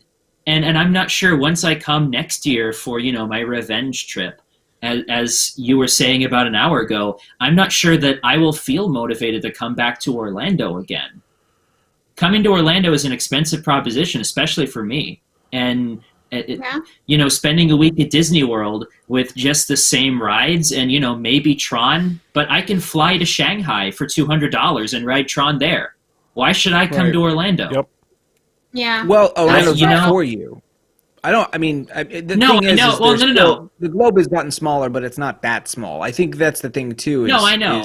I know Orlando isn't for me necessarily, but I still can't think of all these different reasons to come back to Orlando and go to Disney World again. I can't justify spending $2,000 or $3,000 to come to Orlando every year and do the same things at Disney World with no entertainment. And Universal will be cool, I'm sure, but I'm not even sure that'll motivate me to come every time. I can't believe that Tom's not bored of it. Like, when I go to the parks with Tom and he insists on going all the rides, on all his favorite rides every single time, like, I don't know that I could go, like, Haunted Mansion is really cool, right? It's like one of my favorite rides. I still probably wouldn't go on it twice a week for the rest of my life. No. So I don't know. I went to I think out of totally all see of where you're us, coming from, except Spencer. the working reporters, I went in normal times. I would go twice a week usually, but I still wouldn't ride every time. I wouldn't always ride Pirates. I wouldn't always ride Mansion. I can't see myself doing that. Well, And, I think I agree with you on that, especially. the perception is different. Tom and I, being locals, at least for me, I shouldn't speak for Tom. Who knows what's in his head. For me, it is my third place. It is. I have work, I have home, and then humans, we like to have a third place, whether it be a bar or a church or whatever. And I tend to find that to be my third place. Katie and I will go for 3.5 hours to Animal Kingdom in the morning and walk around and call it a day. Like it's writing. Yeah, writing. It's not the same. It's different. But I'll write Haunted Mansion. It's just for fun. Like it's not. It is a way to turn off my brain. Like if I was going to Hot Topic at the mall. Like it's just a different thing to do. It's a different place to be. Yeah. So it is a different. Well, that's me. Sort of, yeah. And you could go to Disney Springs. It's just like a mall. I go. Yeah. I go when I would go to Disney Sea and I would walk around for a couple hours. Maybe I'd see Big Band Beat if I won the lottery. You have a gyoza dog. You watch Fantasmic. You go home. Yeah. That's just. Exactly. I don't feel like I need all of the rides all the time, and there has to be more to supplement it. Mm-hmm. It's funny that you mentioned gyoza dog because that's another thing. That's another Tom thing I didn't understand. Every day we went to Disney Sea, we would have a gyoza dog for breakfast. A, it's not a breakfast food, but B, every single day. Every day we were there, we had a gyoza dog. Every day. Really quickly, I will say that the gyoza dog is fine, good. It is not that good. It is not that good. Right, it's that's good, my point. But it's not that good. Yeah, Ashley, go ahead. Every day we're all over here talking about our hot dogs. Yeah, Ashley, I'm sorry. You go ahead. It's not even a hot dog. I thought it was a hot dog. That's what made me excited about it. I thought it was a hot dog, but it's not. Jason, it's not even a hot dog. Ashley talk. Sorry, Ashley. So I have, and it sparked because somebody, and I've now it's since gone, but had mentioned Iser. Completely random thought, but how does everybody think Eisner would have handled COVID and everything? And two, how would he have done Galaxy's Edge? Do you think if Eisner was still in charge, would we have gotten the promised entertainment? With Wells or post Wells? Without question. Either way, without question. Yes. I think there's probably a higher $1 billion probability on a new land. I think so. He couldn't even be bothered to spend $1 billion on Hong Kong Disneyland, for God's sake. I don't know if Galaxy's Edge would have gotten that much attention. I think that's because at that point they were kind of running out of money because he had already overspent on Hollywood Studios and Paris and Animal Kingdom. Yeah. I think that's what hurt Hong Kong. Paris is not his lack of wanting to do it. He just didn't have the money. I think under Eisner, Galaxy's Edge would be the 5th park. Star Wars would be its own park if it was Eisner. It's entirely possible. That's the difference between having someone who used to run Paramount run Disney and having someone who used to do Ketchup run Disney. I mean that. Well, I've heard this philosophy parroted one before. understands entertainment. The idea that Bob Chapek comes from a company where the product sells itself. People are always going to buy ketchup. They will. We always will want ketchup. You don't have to sell it. With Disney, there is a truth to the idea that people will always want to meet Mickey Mouse and fly the Millennium Falcon and stuff, but they're not going to want to do it over and over and over again. That's have because of Eisner. A variety. Eisner was the one that revitalized the desire for people to go to Disney in the first place. I mean, the Miller era was basically like, I don't know, Walt's dead. I don't know. Like there was a lot of this sort of like shore things up, and I get that. And don't get me wrong, I'm not going to give Miller a ton of crap because he also okayed and helped with figuring out Epcot. But I would say that it is the difference of having someone who pushes. And has that idea of how to push and go to the next thing. And, you know, Eisner wanted people to come to the park because it's not a kiddie park, right? That was his whole thing was it should be a sophisticated thing that you do and it's fun again and you do as a family. And really all the current management is doing is going, I don't know, like, it's still for a family, but it's now going to cost you more, and we're going to give you less. Like they're not pushing for what is the next sort of thing, or what is the next way to get people. I mean, I think Imagineering wants to, and immersion was supposed to be that, and they realized immersion's expensive, and they're not going to do it anymore. So yeah, but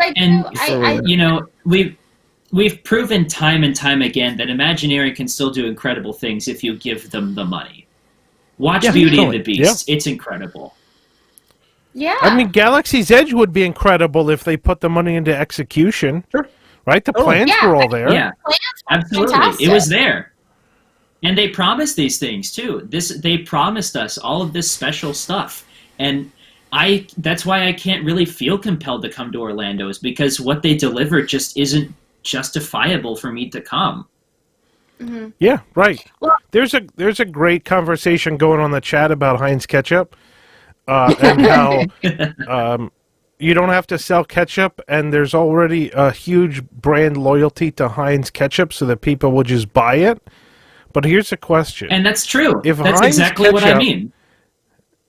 Right. And it's very true. But if Heinz ketchup was 4 times the cost of Hunt's ketchup, would you still buy Heinz? Because Disney's 4 times the cost of Six Flags. Disney's 4 times the cost of Six Flags, but ketchup is still ketchup, and a theme park without entertainment is pretty much a theme park without entertainment. And so if Heinz was 4 times as expensive, I think brand loyalty would be out the window, and I think that's exactly what's happening at Disney. Sure, totally. There's so many people on social media who I've seen are like, oh, I'm not renewing my annual pass. And you can't say that you don't get it, you know? Yeah. We'll see. We'll see how many of these people actually do. Well, I think there's a lot of talk right now. I want to see what people. I want to see how people act when the vaccine happens, because it's real easy right now to tell me you're not going to come anymore. It's going to be a lot harder when you actually can come. Like that's the big difference.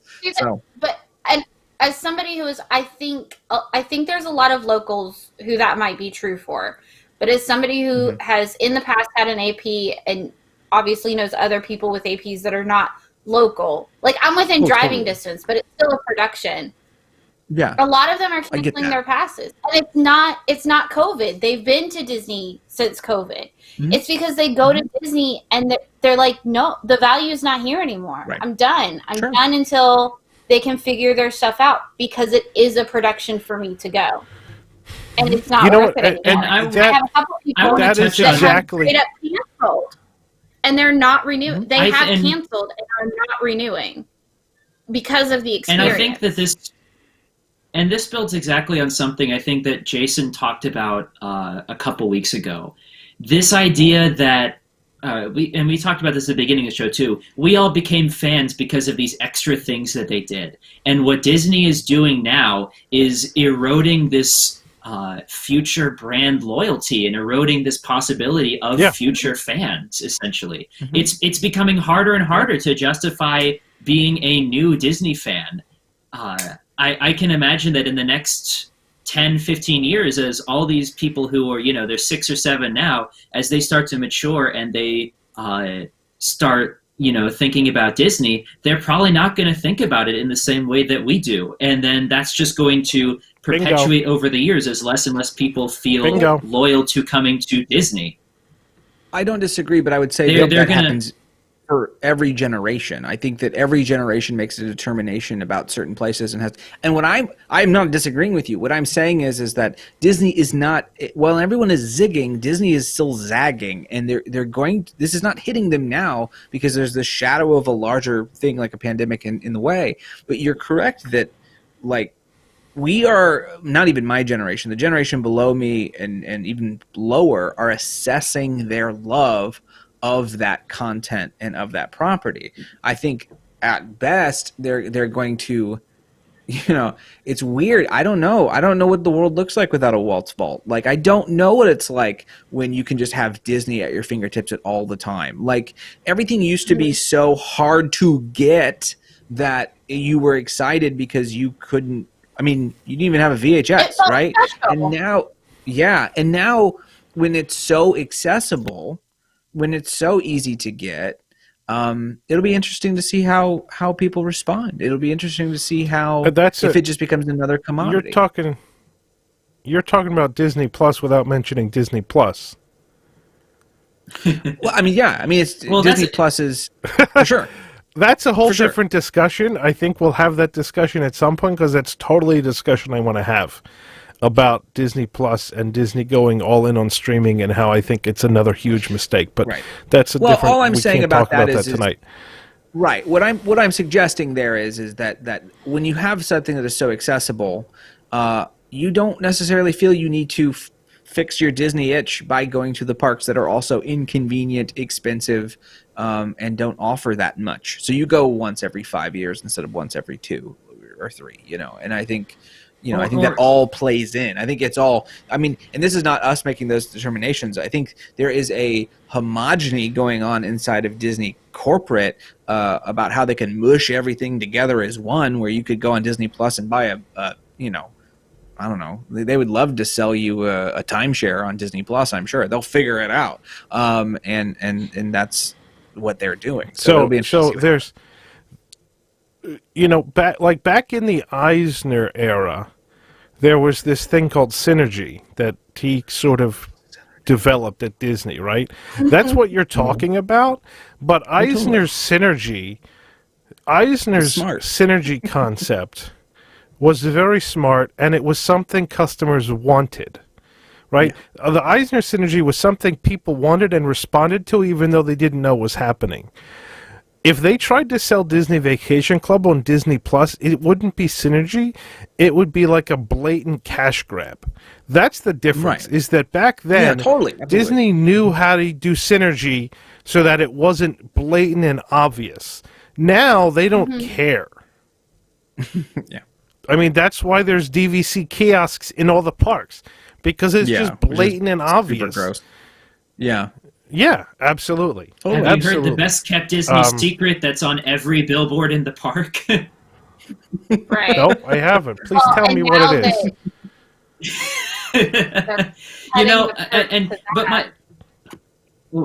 What the point I'm trying to get at is I really believe that either my generation, because I'm Gen Z, or the generation after will be the last big bastion of Disney fans if the company keeps going this way. Because there's not going to be this special... Nathan, hang on. Because there's not going to be this extra special thing about Disney World to love. They will love Disney. That's undeniable. The movies, we will always love the movies. But my point is that I think park fans, people who come to the parks once a year, all the time, and always bring their families and bring their kids and make a big production out of it, that's not going to be a thing for in 10, 15, 20 years from now, when people like me That's and the exactly generation what I'm after me saying, are Spencer. making these big financial decisions about where to take their families on vacation. Why should I bring my kids to Disney World? Right. And what's weird is Yep, that that's only exactly affects what Disney I'm World. saying, Spencer. That's exactly what I said for the first half hour of the show. Is that Disney is mortgaging its future for the sake of shareholder returns right now, and they're just losing a grip on what makes this company attractive to customers. Yeah, I think in that scenario, you still have a viable Disneyland, you still have a viable Paris, you still have a viable Tokyo. I don't think you have a viable. Well, the Disneyland. difference. So it'll be interesting. The difference in all of those is that those are local focused, and you're always going to capture the local market. And they're always going to do more because you have to bring the locals back all the time. That's why we do seasonal events. That's why Disneyland is always changing stuff. Yeah. The problem is the difference is. No, Jason, go ahead. The problem is that Tokyo and Hong Kong and Disneyland in California, and to some extent Paris, and to even some extent Shanghai, are all in locations where they can survive on local traffic alone. And the cost and the expense is not onerous for locals to go. Walt Disney World is totally different in that they cannot survive on locals alone, simply because there's too much capacity at the parks and not enough locals, but also because locals will not go and fill the hotels. And the hotels is where they make a huge portion of their money, right? But that's why Tokyo doesn't have a lot of hotels. Paris has a ton of hotels, and you see what happens when they can't fill them, right? Disneyland doesn't have hardly any hotels. Shanghai has 2. And Hong Kong has 3, right? That's about the right amount. Disney World has like 19 hotels. They cannot possibly. That's why hotels haven't reopened. How many hotels haven't reopened since the parks reopened? Because Disney cannot survive in Orlando on locals alone. It's very different. And what Spencer was saying is exactly my point from the beginning of the show, that people will eventually realize that going to Walt Disney World in Orlando is a huge expense, and it's just not worth it. And that's what's going to hurt Orlando more than any other Disney location, because Orlando is the location that requires out-of-state tourists to come and stay at their hotels for a week. So Disney at that time, of course, will be very thrilled that Universal is opening their whole Zelda land, which will get people to go to Epcot. Possibly.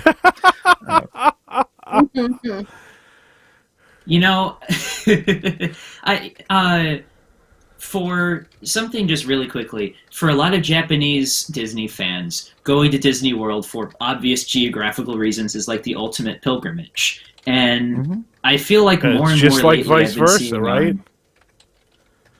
Well, they all idolize Disney World because it's so big and there's 4 parks and blah, blah, blah. And they're all heartbroken and we all when I idolize tell them Tokyo that. because it doesn't suck.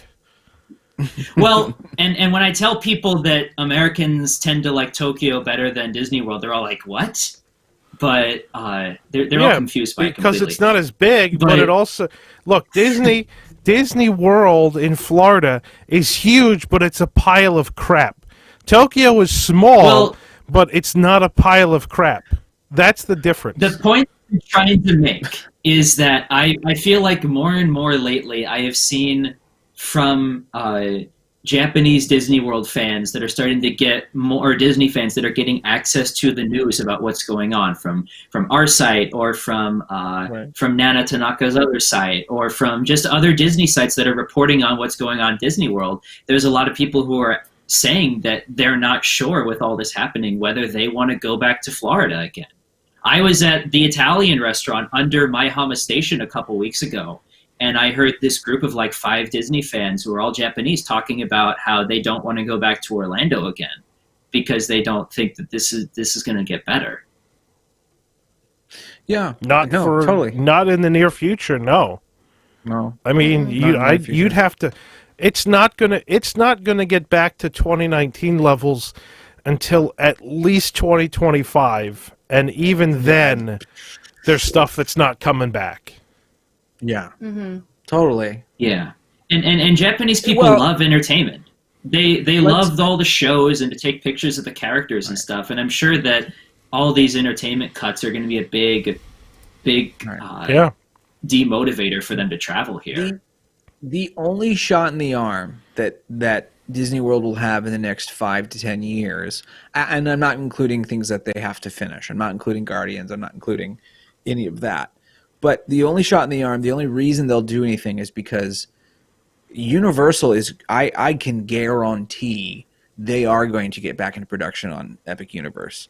There is a vacuum and they want to fill it. And I am way more absolutely. excited about Epic Universe than anything coming out of Disney right now. Yep. And I'm not even talking about But Mario Land. I'm Ratatouille. stoked about that Great. Universal Monsters area. Like, are you kidding? So the thing that again, all my reasoning, all my positivity comes from a place where I'm assuming that this company is run by greed, and it's the fact that they recognize that they are going to have to compete with Epic Universe, and they can't ignore that because Comcast is going to pay. They're going to get that done. It's a smart call for them still, even at 93% loss right now. Like, it's Comcast; they'll figure it out. And then they So- said that I mean, they people say that believe about that Disney, theme but they parks are clearly viable. haven't. Yeah, And Comcast said in that earnings call that they still think that the theme parks are a viable market and they'll break even next year. yeah. There's absolutely no totally. doubt that Epic Universe is still coming. Yeah, and that will make Disney. it's gonna be slowed If down, Disney but it's doesn't coming. flinch because of that, they are going to lose. Like, they have to They've lost it. respond. Yeah, they have to respond, and if they don't, Yeah. I can't even fathom. I can't. The question I don't even know is- how you. How would Disney I mean, respond? do they Because think- a week at Disney World is already a pretty big proposition with four parks. I'm not sure a fifth gate would be the best option for them to respond. But how else It's could not. they respond? I will tell you how they could respond, and they're not. They could build attractions that are good and not take away attractions that already exist. So, like, Guardians of the Galaxy people are going to like it, but is it going to be able to stand up to something at Epic Universe? No. Ratatouille isn't good to begin with. Mickey and Minnie's Runaway Railway, everybody says Mickey and Minnie's, oh, it's great and it's a cute ride. Let me tell you, like, let me draw this parallel. I've never seen a Bourne movie in my life. I went to see the Bourne Stuntacular in technical rehearsals, and I loved it. I think it was fantastic. I went to see it like twice after that, and I keep going back because I think it's a fantastic show. I don't know anything about Jason Bourne other than what they tell you in the pre-show. That's all I know, right? I go on Mickey and Minnie's Runaway Railway.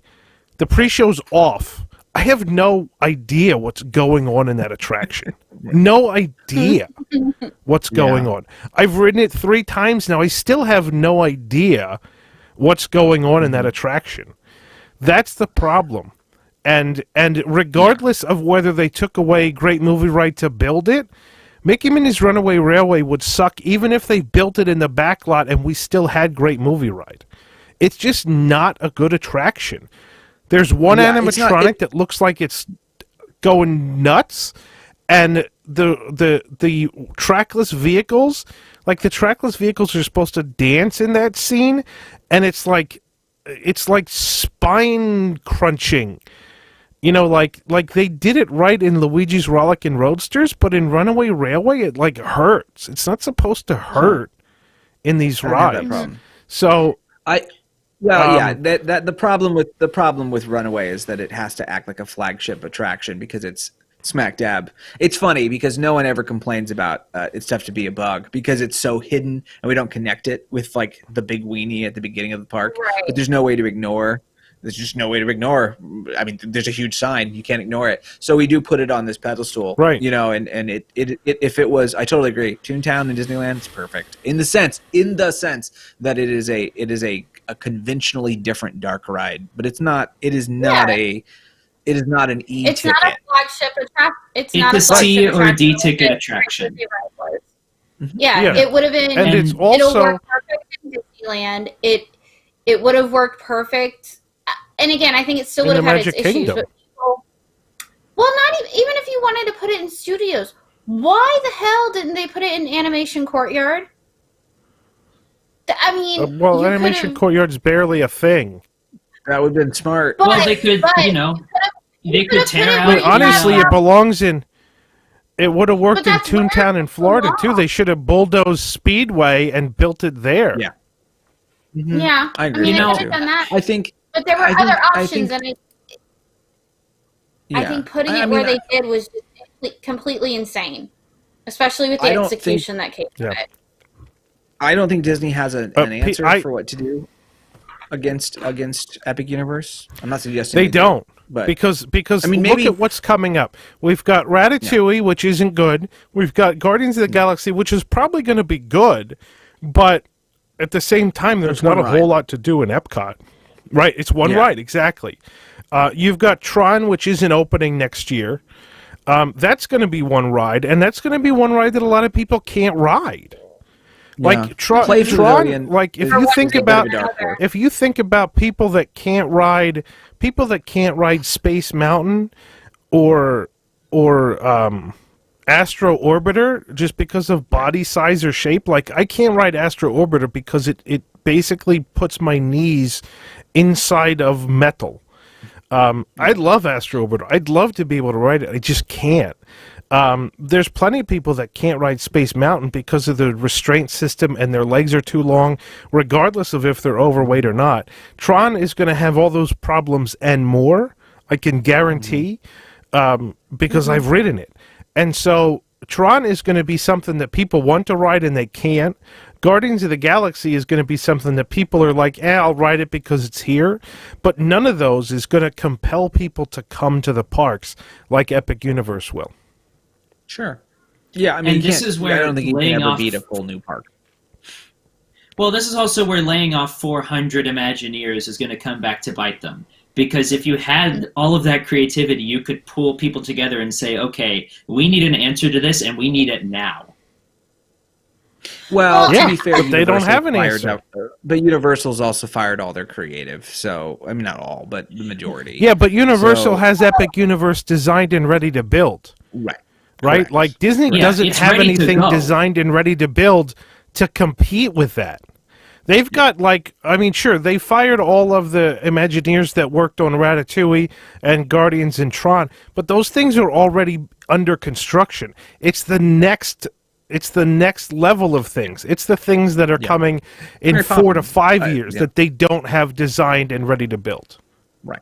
Well, but see, and this is where, and again, I think even cutting things like entertainment is something that they could have kept or should bring back. That again, I still don't think they will. Those kinds of little things to plus what they already have is what they need to do. You need to plus attractions. You need to plus queues. To everybody's point, I don't think a fifth park would work right now for them. For just because it would be too much. I mean, they can't run well what they have. Also, how about can we get some new monorails maybe before they actually kill somebody? No. That's an not gonna unnecessary happen. expense. We got a new monorail in not even July. necessary. 18-year-old monorail replacement. It is not an unnecessary expense when they are literally having parts fly off of them, doors fly open. I'm just saying, it's a greed. I'm talking from greed. It's unnecessary. They won't do it. Like but those are the It kinds is of things that unnecessary. they I mean, these do, people, and they they're don't not- need to they're get not to the doing Magic it. Kingdom. People Right. don't need to They get to can the swim. Magic Kingdom. I mean, There's yeah. You boats. can walk. You can swim. Take a boat. Yeah, you can walk now. You can walk all the way walk now from to the Grand Ticket Floridian. all the way to Magic Kingdom. So there you go. They fixed that problem. No more monorails needed. It's all good. We got a bridge. The other The funny, I'll just problem mention here, I this because think- it's amusing to me. Sorry, go ahead, Spencer. Talk something sensible before I say something nonsense. I just think the other problem is because they keep eroding away at the things that make the parks worth the extra value proposition over Universal or over Six Flags, is that if they hadn't taken away everything that they have been taking away, not just for the pandemic, but over the past 5 or 10 years, you know, they would be much more prepared for Epic Universe. If the Magic Kingdom still had a nighttime parade, and if there was still a streetmosphere in all these different places, and you have stage shows that are being refreshed, and you have rides that work, and compelling reasons to keep people coming back to the parks, then they would be a lot more insulated for the competition against Epic Universe when, not if, it does open. Mm-hmm. Yep, for sure. Say something ridiculous, Jason. People in the chat are making jokes because they think I'm falling asleep, and they want my address to send me a case of Red Bull for next week. But earlier in the chat, they complain that I don't let anyone else talk, and so when I'm quiet and letting other people talk, then they think I'm falling asleep. So I'm not entirely sure what to do about that. But in any case, it's amusing to me.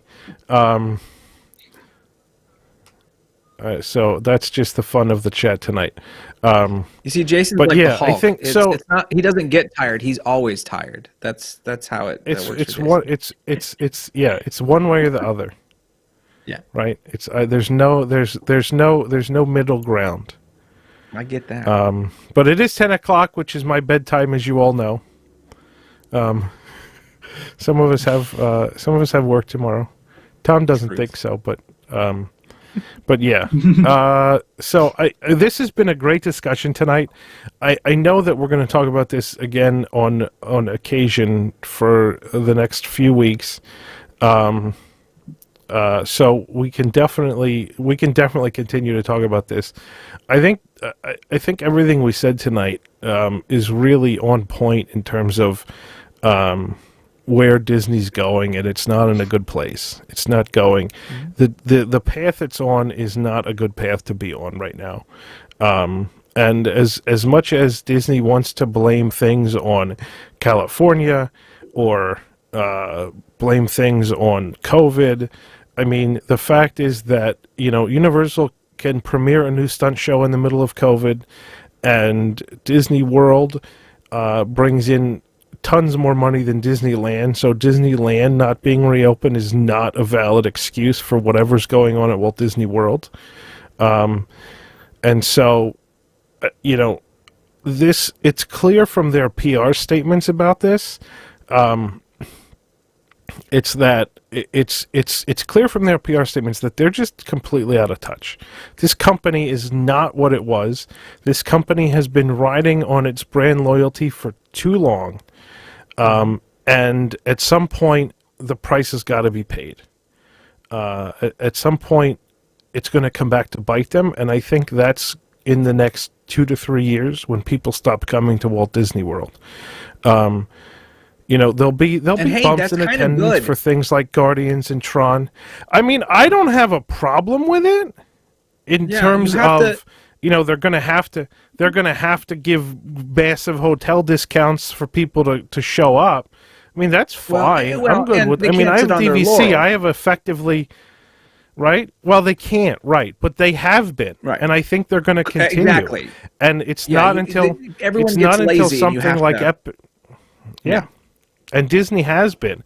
The fact that they haven't bothered to bring nighttime entertainment back to the Magic Kingdom in how long is just lazy. And at some point, people are going to get fed up with it. And you know, that some point, I think, is coming in the next 2 years or so. And it's regardless of COVID. I think it would have happened regardless. COVID is going to accelerate the fact that people are getting fed up with this. But I think it would have happened anyway. Like, there's no good reason why they can't bring back the electrical water pageant right now. I mean, talk about something that people love, that can be easily accomplished from a social distancing perspective, that takes 2 whole cast members an hour and a half to run, and would do wonders for people who are staying at the Magic Kingdom resorts, and they don't bring it back. I mean, I would pay for those 2 cast members to run the show every night that I'm there. Like, I'll pay those cast members to go run the show if they could do it. Like, me personally, I'll pay. Well, that's tomorrow's salary and then some. Just there. Somebody in the chat. Somebody in the chat said the problem with the fireworks is that they cost like $30,000 a night. Well, you know what? That's about 75 cents from every person that goes in the park. Like, I think I'd be willing to put 75 cents in a tip jar to see fireworks if that's what it takes. Like, that's what people don't understand. Is $30,000 sounds like a lot, but it's about 75 cents. And every time you buy a $3 Coke in the park or $4 Coke in the park, if they can't take 75 cents from that to put towards fireworks, then they're either, I don't know where this money is going somewhere, and it's not going to Walt Disney World. And so, you know, the fact that they can't bring back these things like the electrical water pageant that has such a minimal cost, such a minimal staff requirement, and would make a huge difference and would make people excited, just shows that the people in charge are so out of touch with what makes Walt Disney World special and what makes people want to come and what makes people enjoy it when they come. And these people are just going to stop coming. I think they're just going to stop. There's nothing compelling them to come back. And, you know, I'll kick and scream about the things that I think that we do wrong sometimes, which seem like nothing in comparison. But I know from asking friends and random people online and reading through the financial report that they just put out that when they started doing our sad little fireworks show, you know, 5 minutes long, fireworks from one place across both parks, people love it. It's a great value proposition for them that you can see fireworks at Tokyo Disney again. And when you go to Tokyo Disneyland, you can see Nightfall Glow. It's not the electrical parade, but it's 5 minutes, and it still feels like something. It feels like they're making an effort. They're making an effort because they know what their guests want. That's not what's happening at Walt Disney World. And OLC sees nighttime shows, and this is why we'll still get the nighttime show they announced for Disney Sea next year, and why we will get Dreaming Up and the Electrical Parade back, is because OLC sees them as core necessities. We will see another firework or another projection show for Cinderella Castle. We will see Believe Sea of Dreams next year at Disney Sea. We will see these parades back. I personally believe they'll be back next year. I really do. Even though we keep budget cutting, I think you'll get all your stuff back before we'll ever get a nighttime parade. You'll get everything back before we get a nighttime parade at Magic Kingdom. Well, yeah. But my point is, this is where I will praise them, and I think Disney World is stupid for not doing the same thing.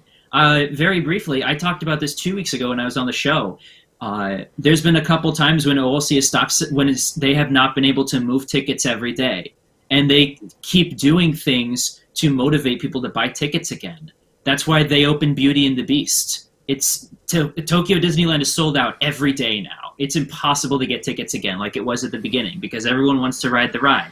They are doing Christmas next month. Like, they're not doing everything, but we're doing greetings, and they're going to put up decorations, and that motivates people to come. Disney World is not doing that, and it's a mistake and very foolish of them to not be doing this, because eventually people are going to get sick of the same thing. They're not changing anything. They did what? The Boo to You cavalcades and threw some pumpkins up, and that was really it. Yeah, they're not changing things often enough to motivate locals to keep coming back and keep the money flowing. Right. I mean, again, and I hate to keep making the Universal comparison tonight, but screw it. Everybody understood when Universal had to cancel Halloween Horror Nights. I mean, it was just, we were all hoping, but it just became not practical. But they still at least tried. Like, I'm not saying that Disney had to have they opened 2 houses. Halloween party. Yeah, they tried it. They did something. Disney didn't necessarily need to have a full-on Halloween party, but it would have been great if they did something. Like the full Boo to You parade. Bring back some of those things. The Villain Castle show. Like, I understand. Like, obviously there would have had to have been, like, tickets or accommodations or something so that you could still do social distancing. Or just even having anything to make it feel more normal and to draw people in. And they were just, again, nah, screw it. We don't need to. And Universal has proven... Sorry, go ahead. No, I was done. I was just going to say really quickly that Universal seems to have proven that it's possible to keep doing a lot of these entertainment offerings and still be managing social distancing properly. If they're doing Cinematic Spectacular in Orlando again, they're doing outdoor shows at every resort. We have them. Orlando has them. I'm sure Singapore has them too, but who cares about them? I mean, they've proven that these things can be done. And equally at Disney World, Disney has proven that they can hold these cavalcades in a socially distanced manner. So what's to stop them from doing Festival of Fantasy? What's to stop them from setting dots on the ground and saying, this is where you can stand, and we will make sure that you stand only on these spots to watch Happily Ever After every night? What's stopping them from doing that? You can stand in this box to watch Epcot forever, Steve in the chat says, if Comcast can do anything better than you're a stellar frack up. That is true. He is spot on. That's the way to end it. All right, so let's wrap this up. But yeah, everything you said is absolutely on spot on. Actually, like Universal didn't have to open Halloween 2, Halloween or 3 now. They didn't have to open those houses. I mean, obviously that's a lot of staffing to run those houses, right? It's a lot of staffing to run those houses. They're making $0 because they're included in your day ticket. Mm-hmm. Like, there's no way that Disney would have done anything that takes hundreds and hundreds of cast members to staff that wouldn't make any additional revenue because it's included in your day ticket. There's no way that Disney would have done that. Universal didn't have to do it. They canceled Halloween Horror Nights. People were sad, but they got it. They understood it. People were elated to have the tribute store, and they bought all that stuff. They didn't have to open those houses. They did not. And that was the last thing that people expected them to do. Yeah, and it's not like Universal understands that, but you made a lot of people happy. Going to be here and gone. Yeah. Yeah. You made a lot of people happy because you tried. And Disney's not trying. And people are going to... Not at all. But here's point to our overall point. People are going to remember that. People are going to remember that Universal tried. They absolutely are. It's like the tribute store. They opened the houses when they didn't have to. And yes, they were different and maybe not as great, but they tried. People are going to remember that they Universal were still pretty good. Yeah. I liked the houses. They were good. I'll tell you honestly, the fact that what the houses lacked because of all the plexiglass made it sort of easy to see where the scare actors coming out. What the disappointment over the plexiglass was actually more than made up for the fact that you weren't herded there like a conga line, and there was actually space in front of you, so that the scare actors could actually scare you because you didn't see them scare the person in front of you. So to me, the houses were as good as they could have possibly been under the circumstances. Absolutely. Could they have been better without plexiglass? Yeah, but they were as good as they possibly could have been for something that didn't cost me any extra money. It was great, and they tried, and I appreciate that they tried. They probably could have, if they wanted to, have charged you a little bit extra to go to those houses, and people would have paid it, and they said no and just included it in your ticket.